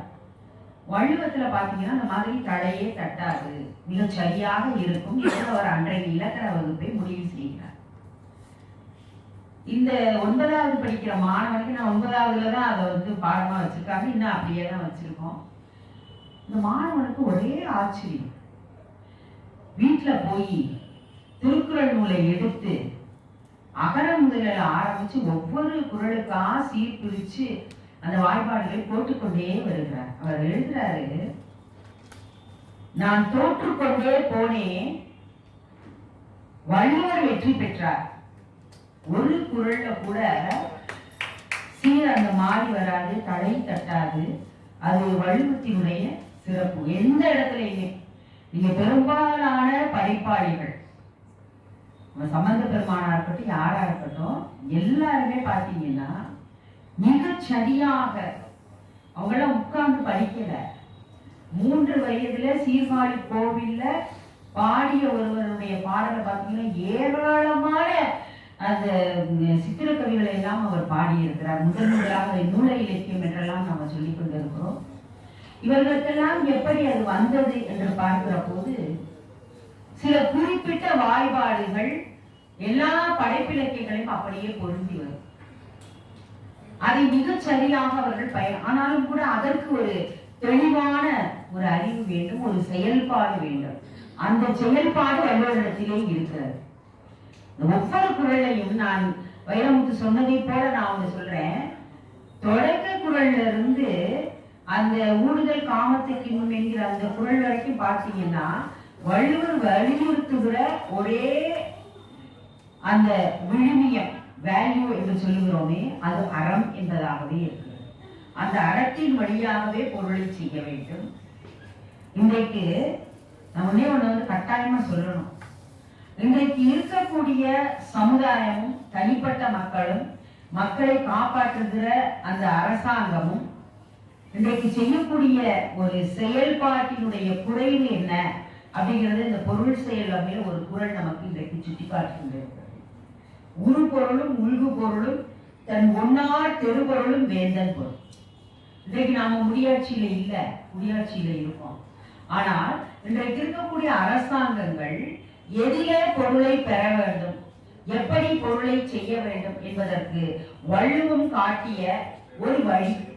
வாழ்வியல்ல ஒரு அரசாங்கம் கைக்கொள்ள வேண்டிய ஒரு வழி என்ன என்றால் எப்படி அது பொருளை செய்து தன் குடிமக்களை புறக்க வேண்டும் என்பதற்கு மிக அற்புதமாக சொல்லுகிறார். உரு பொருளும் உள்கு பொருளும். ஐயாவுக்கு தொலைபேசி இருந்தது, நல்லாசிரியர் அவர்கள், ஐயா பேச வேண்டியதானே அப்படின்னு. இல்லம்மா ஒன்றும் இல்லை, ஆடிட்டர் தான், ஜூலைக்குள்ள நம்ம எல்லாம் கணக்கு முடிக்கணும். அரசாங்க பள்ளியில யாரா இருந்தாலும் கணக்கு முடிக்கணும். நம்மளோட வரியை வந்து பதிவு செய்ய வேண்டும். சொல்லி வேண்டியதானியா, ஓட்டிக்கு 5 நிமிஷம் தான் நிற்கும் அப்படின்னு பார்த்துக்கலாமா. உள்கு பொருள் வரியின் மூலமாக பெறுவது, உள் பொருள் ஏற்கனவே இருக்கக்கூடியது. ஒன்னார் பெறுபொருள் நீங்க பகைவர்களை வென்று அவர்கள் மூலமாக பெறுகிற பொருள். இன்றைக்கு சமூக பகையாக ஒன்றை எல்லா அரசாங்கங்களும் செய்து வருகின்றன. அதான் ரொம்ப வேதனை. நீங்க இன்றைக்கு கள்ளக்குறிச்சியில நடந்த விஷயம் கிட்டத்தட்ட இன்னும் ஒரு வாரம் நம்ம இதை பேசிக்கிட்டே இருப்போம், சொல்லிக்கிட்டே இருப்போம். ஒரு படைப்பாளர் வந்து சொல்றாரு, நீங்க சாகித்ய அகாடமியோ ஞானபீட விருதோ பெற்றால் கூட இவ்வளவு பணம் இல்லை. அதே மாதிரி நம்ம கைபேசியில வர அந்த புலனக்குழுல பாத்தீங்கன்னா அத்தனை செய்திகள். ஒரு மனைவி தன்னுடைய கணவனை சொல்றா, நீ என்ன டீ கேட்டுக்கிட்டே இருக்க, நீ அரசாங்கத்தினுடைய அந்த கடையில நீ ஏன் போய் அதை பயன்படுத்துற. கள்ளக்குறிச்சியில நடந்த பேரே பாருங்களேன், ரொம்ப வேதனையா இருக்கு. அதாவது எப்படியோ நடந்த ஒரு ஒற்றுமை இன்றைக்கு அந்த ஒன்னார் பெரும்பொருளாக அரசாங்கங்கள் எல்லாமே தங்களுடைய கொள்கையாக வைத்துக் கொண்டிருக்கின்ற வாழ்வியல்ல வள்ளுவத்தை எல்லோரும் கை கொண்டார். ஒரு தனி மனிதனிலிருந்து அரசாங்கம் வரைக்கும் கை கொள்ளுமையானால் இந்த மாதிரியான அவலங்கள் எதுவுமே நிகழாமல் போகும். வாழ்வியல்ல வள்ளுவம் இல்லாமல் போவதால் ஏற்பட்ட ஒரு பலனை வந்து இன்றைக்கு நாம அனுபவித்துக் கொண்டிருக்கிறோம் என்பதையும் நாம பார்க்கிறோம். அதுக்கப்புறம் அந்த வினை செயல் வகையிலும் அவர் சொல்றார், எப்படியெல்லாம் நாம செயல்பட வேண்டும் என்பதை சொல்லுகிறார்.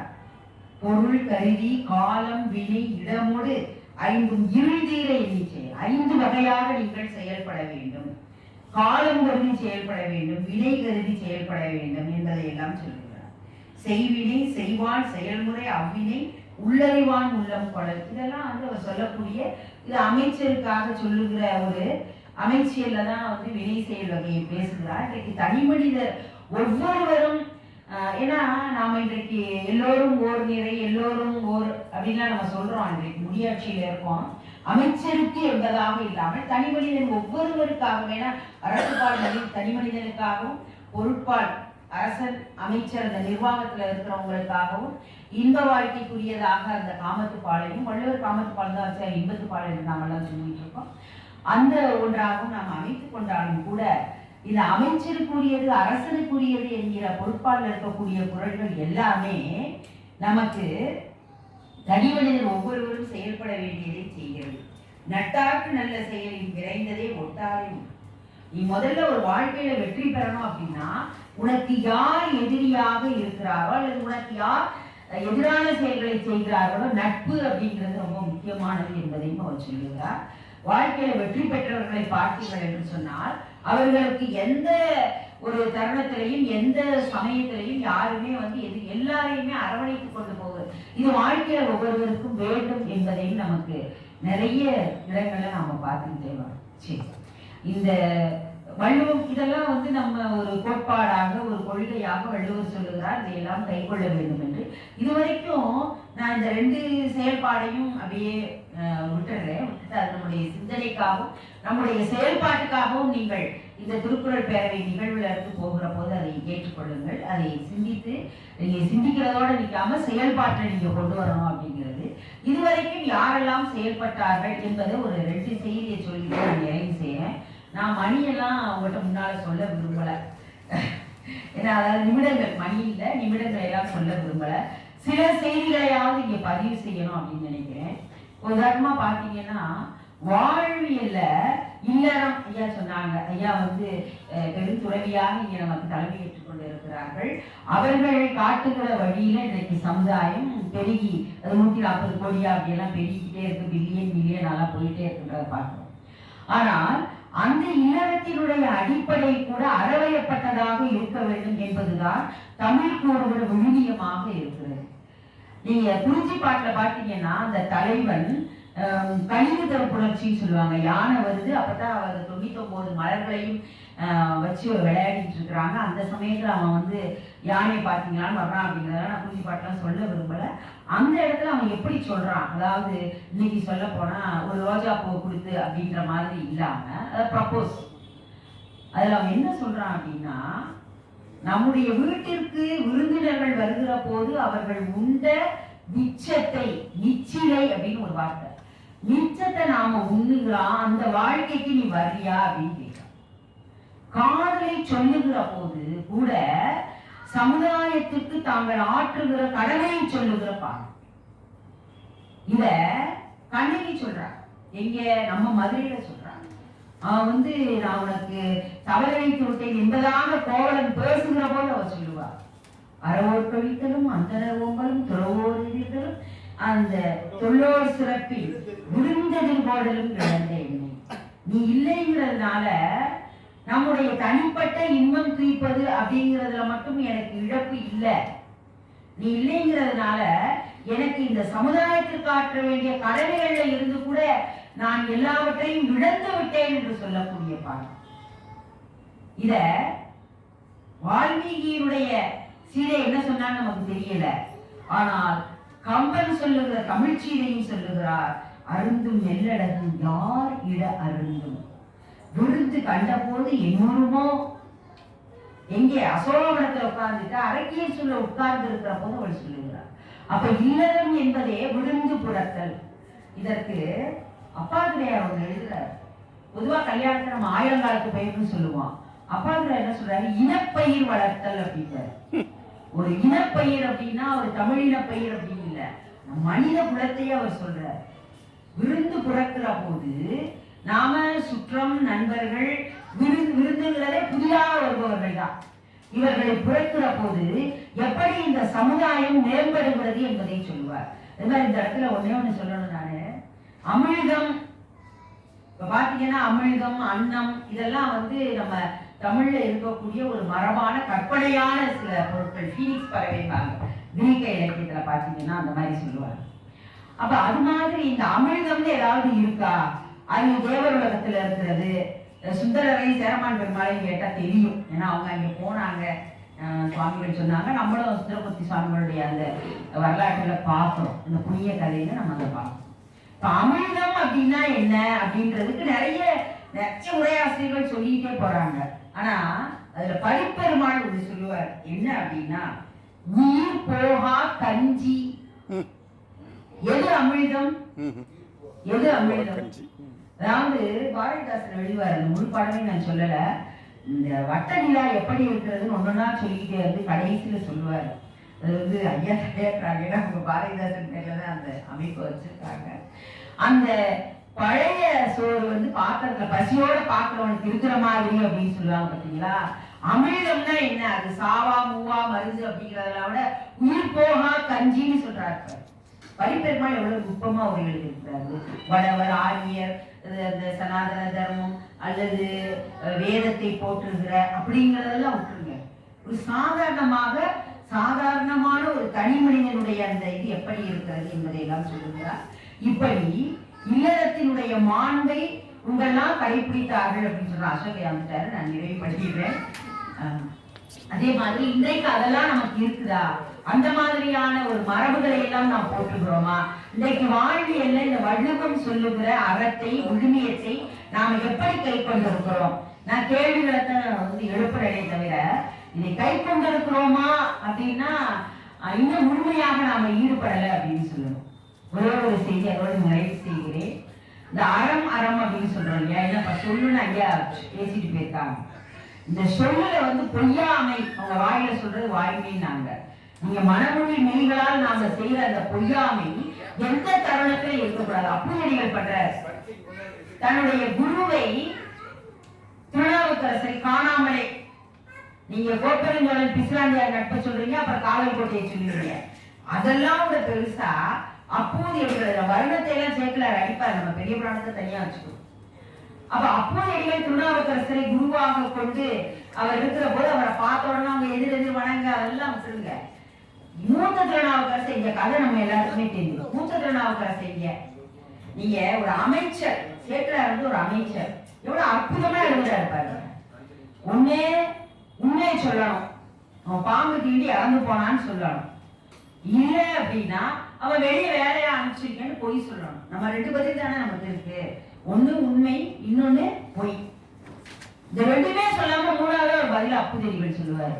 அதுதான் அந்த பொய்யாமை ஆற்றின் அறம்பிற செய்யாமை நன்று. என்ன அப்படின்னா இப்போது இங்கு அவன் உதவான். உண்மையிலே அப்படியே சேக்கலாரை வியக்கின்ற பல இடங்கள்ல இதுவும் ஒன்று. அப்படி நம்ம இருக்கோமா?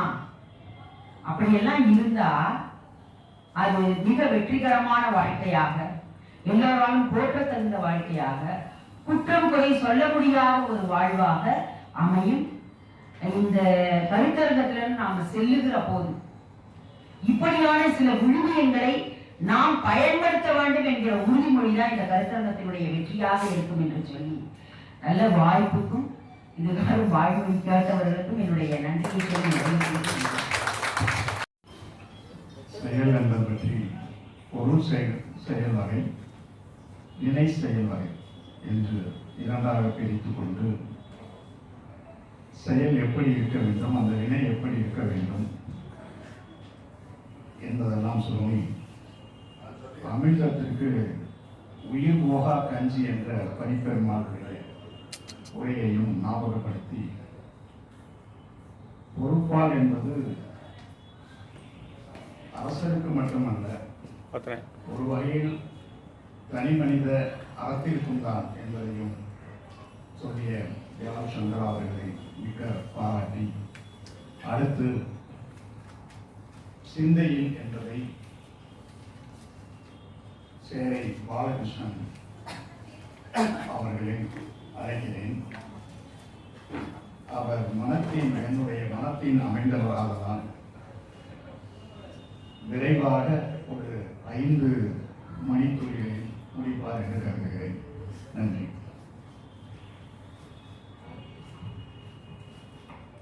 காதொலியின் குந்தலமும் கைக்கு விளையாவதையும் கருணை மாறி மீதொலி சிந்தாமையும் மெல்லிடைக்கு மேகலையும் சிலம்பாடுங்க போடொலி பூந்தாழினையும் பொன்முடிச்சு விழாமடியும் பொன்னியச் சொல்லி நீதியொளி செங்கோலாய் திருக்குறளை தாங்குதல் சுவாமிகள் உள்ளிட்ட அனைவருக்கும் என்னுடைய அன்பு கலந்த வணக்கத்தை பணிவோடு தெரிவித்துக் கொள்வதிலே நான் மிகுந்த மகிழ்ச்சி அடைகிறேன். காலத்தின் அருமை கருதி நான் குரல் போன்று பேச வேண்டும் என்று சுவாமிகள் கட்டளையிட்டிருக்கிறார்கள். அதே நேரத்தில் குரல் போன்று உயர்ந்த பொருளிலே பேச வேண்டும் என்றும் அவர்கள் சொல்லாமல் சொல்லியிருக்கிறார்கள். சான்றோர் பெருமக்களே, சாமிகள் சொல்லிய லவ் ஃபேக்டர் சிந்தை, அந்த சிந்தையை பற்றி இங்கே நான் சில சொல்ல காத்திருக்கிறேன் என்பதை அன்போடு சொல்லிக் கொண்டு, சித்திரமும் கைப்பழக்கம், செந்தமிழும் நாப்பழக்கம், வைத்ததொரு கல்வி மனப்பழக்கம் என்று சொல்வார் அவை பெருமாட்டி. இதிலே சித்திரம் கைப்பழக்கம் என்று இருக்கிறதே, இது செயல். செந்தமிழும் நாப்பழக்கம் என்று இருக்கிறதே, அது சொல். வைத்ததொரு கல்வி மனப்பழக்கம். ஆனால் இந்த சித்திரமாக இருந்தாலும் சரி, தண்டலை மயிலாட தாமரை விளக்கம் தாங்க கொண்டைகள் முழவினேங்க கோழைக்கண் வெளித்து நோக்க தென் திரை எழுதி காட்ட தேன்பிழி மகரையாயின் வண்டுகள் எளிது வாட மருதம் வீற்றிருக்கும் மாதோ என்று சொல்லை அமுதமாக தந்தாலும் சரி, அனைத்திற்கும் அடிப்படையாக இருப்பது எது என்று சொன்னால் அது மனம்தான் என்பதை இந்த வானிலையிலே நான் சொல்லிக்கிறேன். மனம் இல்லை என்றால் ஒன்றுமே இல்லை. மனத்தானாம் மாந்தற்கு உணர்ச்சி என்று சொன்னால் வாழ்வுகள் வள்ளுவன் என்பதை சொல்லிக்கொள்ள நான் கடமைப்பட்டிருக்கிறேன். டாக்டர் மூவா அவர்கள் அருமையாக சொல்லுவார்கள், மனம் பண்படும் இடம் அறத்துப்பார், மனம் பயன்படும் இடம் ஒருப்பார், மனம் வாழும் இடம் இன்பத்துப்பார். ஆக அறத்துப்பாலாக இருந்தாலும் சரி, பொறுப்பாளாக இருந்தாலும் சரி, இன்பத்துப்பாலாக இருந்தாலும் சரி, அனைத்திற்கும் அடிப்படையாக, அடித்தளமாக, அடிச்சரடாக எது இருக்கிறது என்று சொன்னால் மனம்தான் என்பதை இந்த மாவட்டத்திலே பதிவு செய்ய நான் கடமைப்பட்டிருக்கிறேன். சான்றோர் பெருமக்களே, ஐயாவோட நூல் வெளியீட்டுக்கு பிறகு நாங்கள் வெளியேறிட வேண்டும் என்று சிலர் மனம் சொல்லியது போய்விட்டார்கள். ஆக இந்த மனம் இருக்கிறதே, இந்த மனம் எது சொல்கிறதோ, எது வேண்டுமானால் அது மனத்தில் நான் ஒன்றை சொல்லுகிறேன். வாழ்வுகள் வள்ளுவன் 3 விதமான மனத்தை சொல்லியிருக்கிறான் நினைத்து பார்க்கிறேன். ஒன்று அரக்க மனம், இன்னொன்று மனித மனம், இன்னொன்று தெய்வ மனம். வையத்தில் வாழ்வாங்கு வாழ்வன் வாழ்வுரையும் தெய்வத்துள் வைக்கப்படும் என்று சொல்லுவாரே, அப்படி அந்த மனத்தை ஏன்னு சொன்ன அரக்க மனம் சிந்தையில் கல்வியிரும்பி சிவ சிவ என்பது போல் வந்தனை சஞ்சனை செய்வார். கல்வியிரும்பினாலே கள்ளக்குறிச்சி தான் ஞாபகம். அப்போ அது அடக்கம். நேரத்திற்குள் சொல்லுகிறேன், பெரிய புராணம் சுவாமிகள் இருப்பதால் நான் அதை சொல்லலாம் என்று இருக்கிறேன். மிகலாம் நீர் ஊசி வேலிகள் முடித்து கட்டி கையினில் படைகளந்த வஞ்சக கவரி ஏந்தி புத்தக கவழி ஏந்தி அவர் மைவொதி விளக்கே என்ன மனத்தினில் கருப்பு வைத்ததாம். மைவொதி விளக்கே என்ன மனதினில் கருப்பு வைத்து பொய்தவ வேடம் கொண்டு புகுந்தனம் உத்தரான். அது கூட சேர்க்கிறாரு, பொய்த்தவத்தில் இட்டு வரணும், பொய்த்தவமும் வரணும். ஆனா பொய்தவமும் போடுவார், ஏன்னா பொய்யும் தவமும் சேர.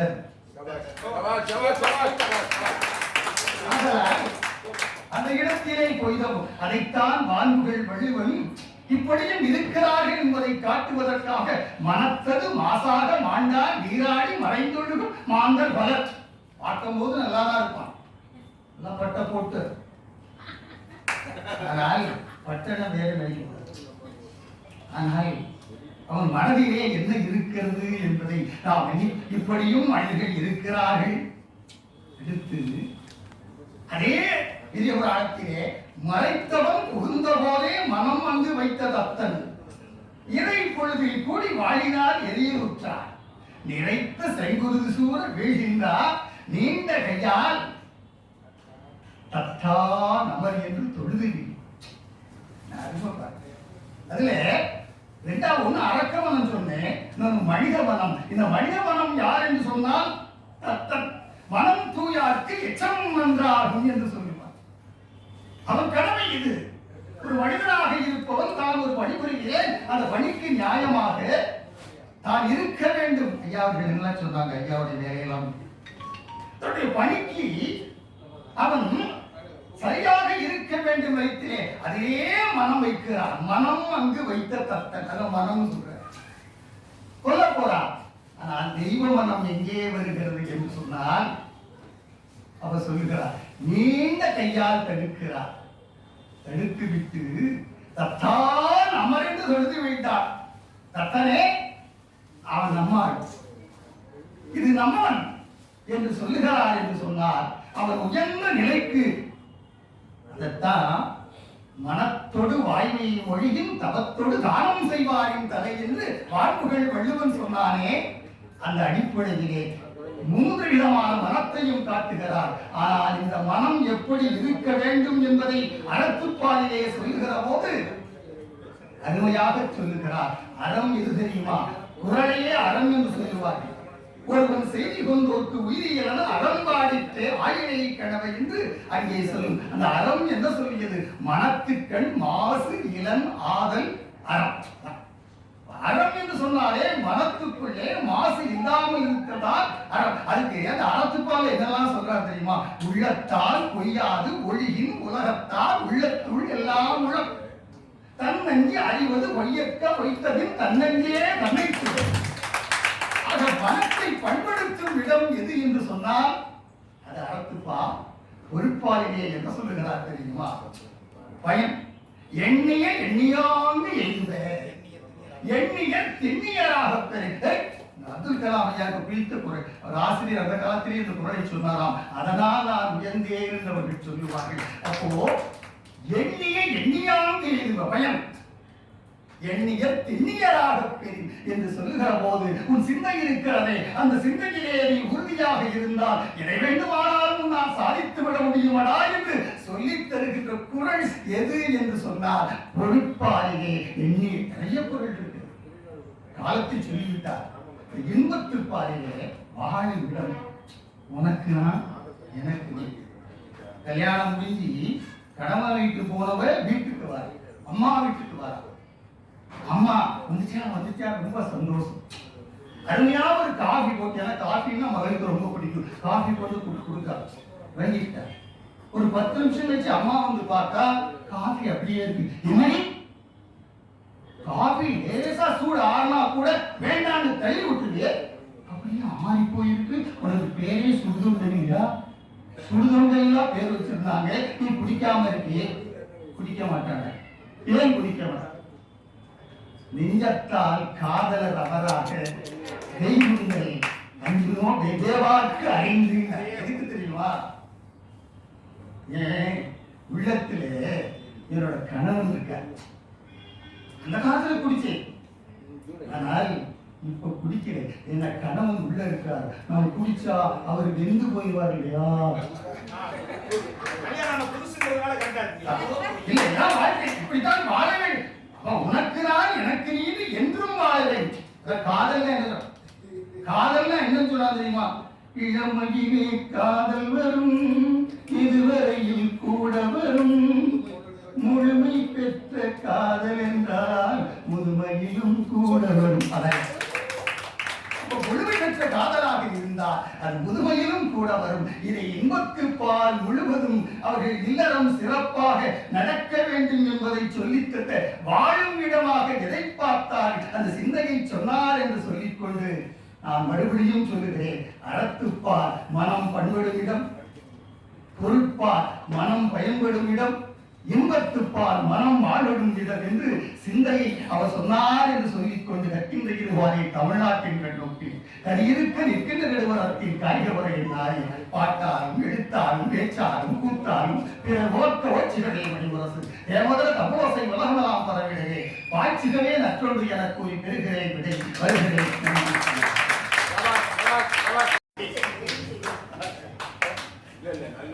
மனம் பற்றி சேரை பாலகிருஷ்ணன் அவர்கள் மனம் பண்படுகின்ற இடம், பயன்படுகின்ற இடம், வாழும் இடம், இந்த மூன்றையும் அமைத்து காட்டினார். இந்த மனத்துக்கண் மாசிதன் மனம் பிளஸ் கூ என்ற 4ஆம் வேற்றுமை உறுப்பு சேரும்போது அத்து சாரியை வரும் மனத்துக்கண் மாசிலநாதன் அந்த அத்து சாரியை வராமல் கம்பரும் பயன்படுத்துகிறார், ஷேக்கிலாரும் பயன்படுத்துகிறார். கைகேயினுடைய மனதை கூனி மாற்றுகிறார். உடனே அவள் கூனியை பார்த்து சொல்கிறாள், மனக்கு நல்லன சொல்லினை மதியில்லா மனம். இந்த சாரியை இல்லாத மனம் அத்துக்கற்ற மனம் என்று சொல்லுவார். சாதாரணமாக விளக்கு சொல்லிலே அவன் ஒரு அத்துக்கட்ட பையன் எதையும் கேட்க மாட்டான் அப்படின்னு. எனவே கூனியை சொல்லும் பொழுது மனக்கு நல்லன. எனவே கூனியுடைய மனம் அத்துக்கட்ட மனமாக இருந்ததால் அத்து என்ற சாரியை சொல்லாமல் கம்பர் மனக்கு நல்லன என்று பயன்படுத்தார். ஷேக்கிலார் எரிபத்த நாயனாருடைய புராணத்தில் சிவகாமி அம்மையினுடைய பூக்குடலையை சோழனுடைய பட்டத்து யானை தட்டி விடுகிறது, சிதைத்து விடுகிறது. அப்ப எரிபத்திர நாயனார் அந்த யானையை வெட்டி வீழ்த்துகிறார். சொல்கிறோம். அப்ப சொல்றார் அவர்கள் பட்டம் மான் யானை என்று சொல்கிறார். ஆனால் பட்டத்து யானை என்று தான் சொல்ல வேண்டும். பட்ட மான் யானை. அப்ப யானையினுடைய மனம் அத்து கெட்டதால் அங்கேயும் அத்து போடவில்லை. எனவே ஷேக்கிலார் பட்ட மான் யானை என்று சொல்கிறார். அதனால்தான் அறத்தினுடைய தன்மையாக இருப்பதால் மனத்துக்கண் மாசிலநாதன் என்று போட்டார். அதையும் சொல்லி அதுக்கடுத்து சேக்கிலார் பற்றிய ஒரு சின்ன முதலாதனை பற்றி சொன்னதுனால தமிழ்ல யமன் நமன், யமனுக்கு 2 பேர் தான், யமன் நமன்.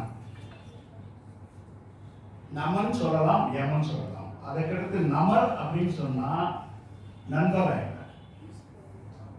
யமன் சொல்லலாம், நமன் சொல்லலாம் யமனுக்கு. அதுக்கடுத்து நமர் அப்படின்னு போட்டா நண்பர் என்றும், நமக்கு வேண்டியவர் என்ற அர்த்தம். அதனால்தான் குமரகுருபர் நமன்கால் வருக அப்படின்பார், நண்பர்களே வருக அப்படின்பார். அப்ப இந்த இன் விகுதி இருக்கு இல்லையா, மெய்ப்பொருள் நாயனார் இன் விகுதியை பயன்படுத்தாமல் இன் விகுதியை பயன்படுத்தியதால் முத்தநாதன் அந்த இடத்தில் தக்கனிடமிருந்து பிழைத்தான். எனவே இந்த இர் விகுதிதான் முத்தநாதன் பிழைப்பதற்கு காரணமான இர் விகுதி என்பதையும் இந்த இடத்தில் சொல்லி முத்தநாதனுடைய கதையில நமர் என்பது நண்பர், தத்தா நமர் என்றால் தத்தா நம்முடையவர். தத்தா நமன் என்று சொன்னால் அப்பொழுது தத்தன் முத்தநாதனை கொண்டிருப்பான். எனவே இந்த இலக்கணத்தையும் கொஞ்சம் இங்கே கொஞ்சம் சிந்தித்து அடுத்து ஆளுமை பற்றி, பர்சனாலிட்டி பற்றி செந்தூரன் அவர்கள் பேச வருகிறார். இந்த பர்சனா அப்படின்ற லட்சியம் பேருக்கு முகமூடியின் பேர். ஒவ்வொரு முகமூடியும் ஆளுமை என்பதாக வழங்கப்படுகிறது. இங்கிலீஷ்ல என்னென்ன அட்ஜெக்டிவ்ஸ் இருக்கோ அத்தனை அட்ஜெக்டிவும் பர்சனாலிட்டிக்கு பொருந்தும். அதே போல பொதுவாக உயர்ந்த கொள்கையுடைய சான்றோரை திருக்குறள் ஏந்திய கொள்கையார் என்று கூறும். எனவே அந்த ஏந்திய கொள்கையார் ஆகிய செந்தூரன் அவர்கள் ஆளுமை பற்றி பேச வருகிறார்.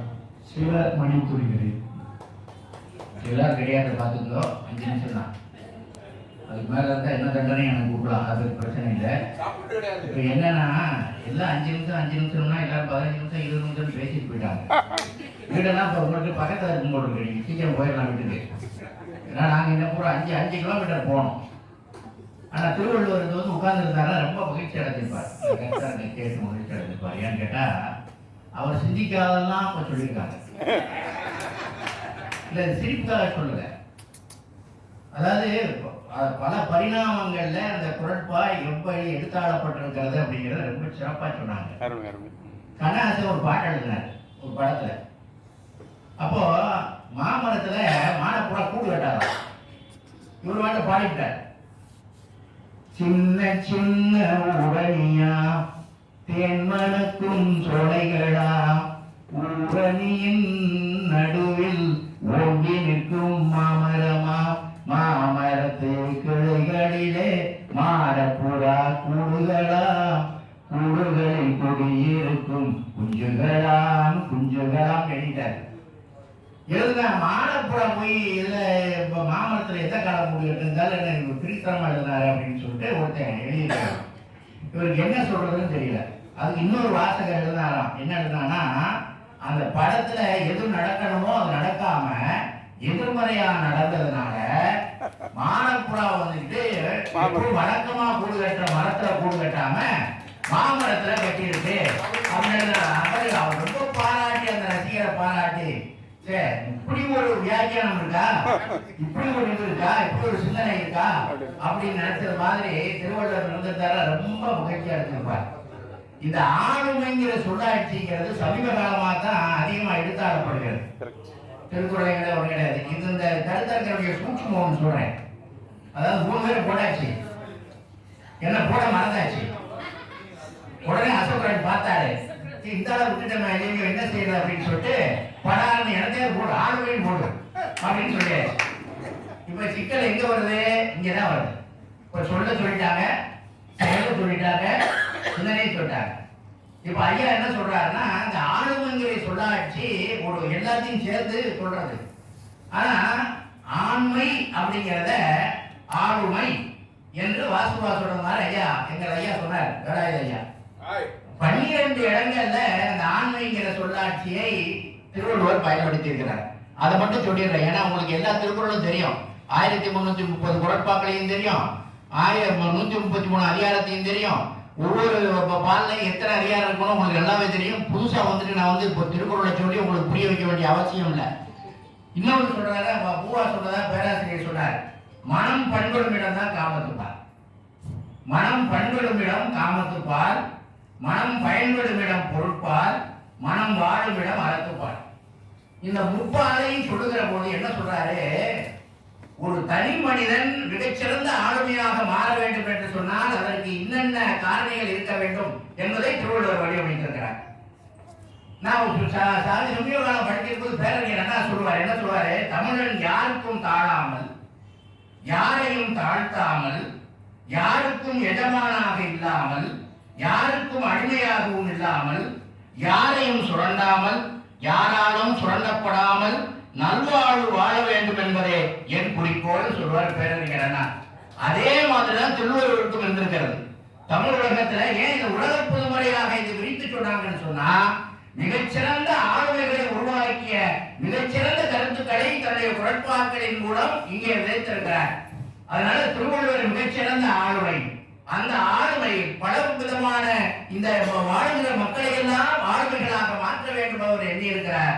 ஆகவே திருக்குறள் முழுமையும் மிகச்சிறந்த ஆளுமைக்கான இலக்கணம் என்று சொல்லி வாய்ப்புக்கும் இந்த 2 நூல்களை வெளியிட்ட ஐயா மணிவண்ணன் அவர்களுக்கும் என்னுடைய வாழ்த்துக்களையும் நன்றிகளையும் சொல்லி நல்ல வாய்ப்பளித்த அசோகராஜ் சொல்லாம விட்டக்கூடாது. ஏன்னா ஒரு வாய்ப்பு கொடுத்து நேரம் மேடையாகிறதுக்கு அசோகராஜுக்கு என்னுடைய நன்றியை சொல்லி இந்த கருத்தரங்கு நிறைவுரை வர இருக்கு. இன்னும் இருக்கு, சோதனை உங்களுக்கு நிறைய இருக்கு, நிறைவுரை இருக்கு. அதனால நிறைவுரைக்கு வழிவிட்டு என்னுடைய உரையை இத்தோடு முடித்து கொடுக்குறேன். நீங்க திருக்குறளை 12 இடங்கள்ல ஆண்மைன்னு எடுத்தாருக்காரு. ஆண்மைங்கிறது ஆளுமைங்கிற பொருள்ல எடுத்தாடப்பட்டிருக்கிறது திருவள்ளுவரால். அதனால நீங்க போய் வீட்டுல போய் படிச்சுக்கலாம். நன்றி. ஒரு தலைமை ஆசிரியர், அதனால 5 நிமிடம் சொன்னோடனே முழு 5க்கு வர்றதுக்கு முன்னாலேயே தன்னுடைய நிலைப்பாட்டை காட்டிட்டார். 5 பேர் பேசியிருக்காங்க. நல்லா பேசினது யாருன்னு கேட்டா அது செந்தூரன் தான் சொல்லிவிட்டார். அவர் சொன்ன ஒரு உண்மை, அவருக்கு வாய்ப்பளிக்க வேண்டும் என்றுதான் ஆளுமை என்ற கருத்தை இதற்கு கொள்கிறேன். அவர் பேசின அந்த பாடினார் பார்த்தீங்கன்னா, நிறைய பாட்டுலாம் பாடுவார். கண்ணதாசன் பாட்டு அருமையா பாடுவார், நல்ல பாடகர்.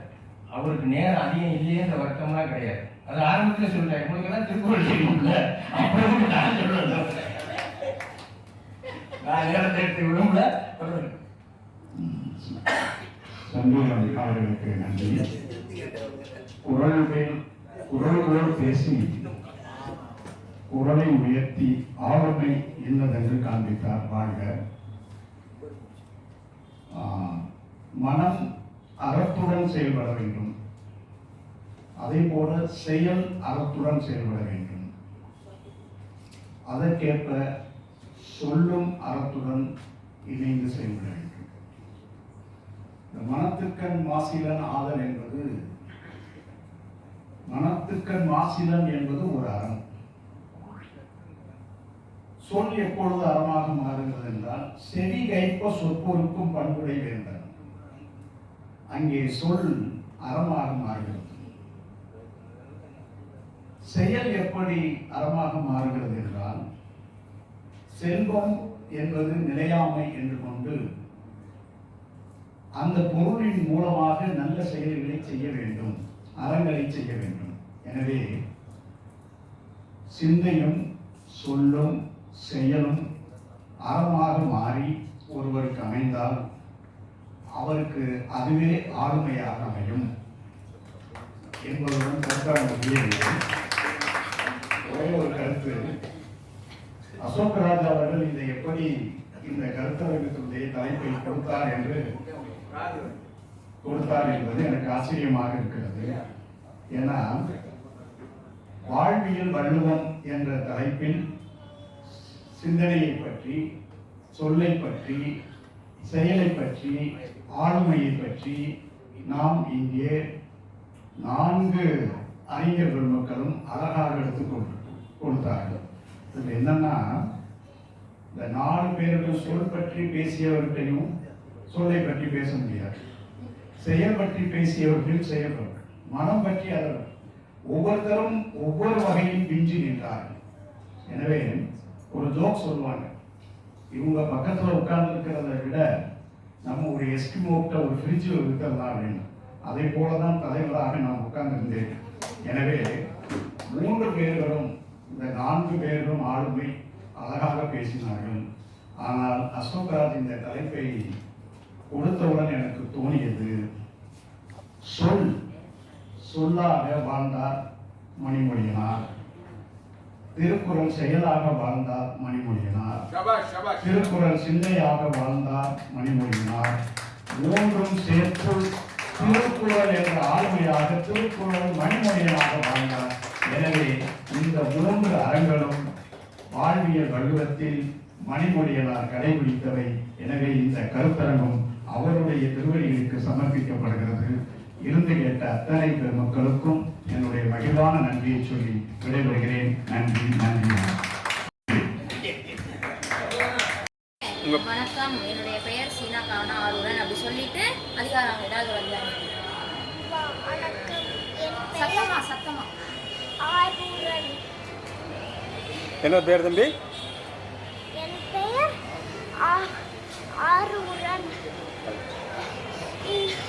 41 கல்லாவை அங்கின்றி வற்றாடியற்று நிரம்பிய நூலின்றி கொட்டி குழல் கல்லாதால் காமுதல் உடையிரண்டும் இல்லாதால் வெண்காமுற்றற்று அல்லாதாரும் நன்னினால கட்டாரும் சொல்லாதிருக்க பெரிய கல்லா ஒப்பம் கலிய நன்றாயினும் ஒல்லாதடி உடையாய் கல்லா ஒருவம் தகவை தலை பெய்து சொல்லாட சோர்வுபடும் உலகனினும் மாத்திரையர் அல்லார் பயரா கலரனைய கல்லாதவர் உண்மான் நுழைபுறம் இல்லார் எழில்நலம் மண்மான் நினைப்பாக எற்று அல்லார்கள் பட்ட வறுமையில் இல்லாத கல்லார்கள் பட்ட திரு நெல்கிழந்தாராயின் கல்லாதார் கட்டார் அழைக்கிறார் பாடு இளங்கோடு மக்கள் அணைய இளமினூர் அற்றாரோடு ஏழையார். நன்றி நன்றி.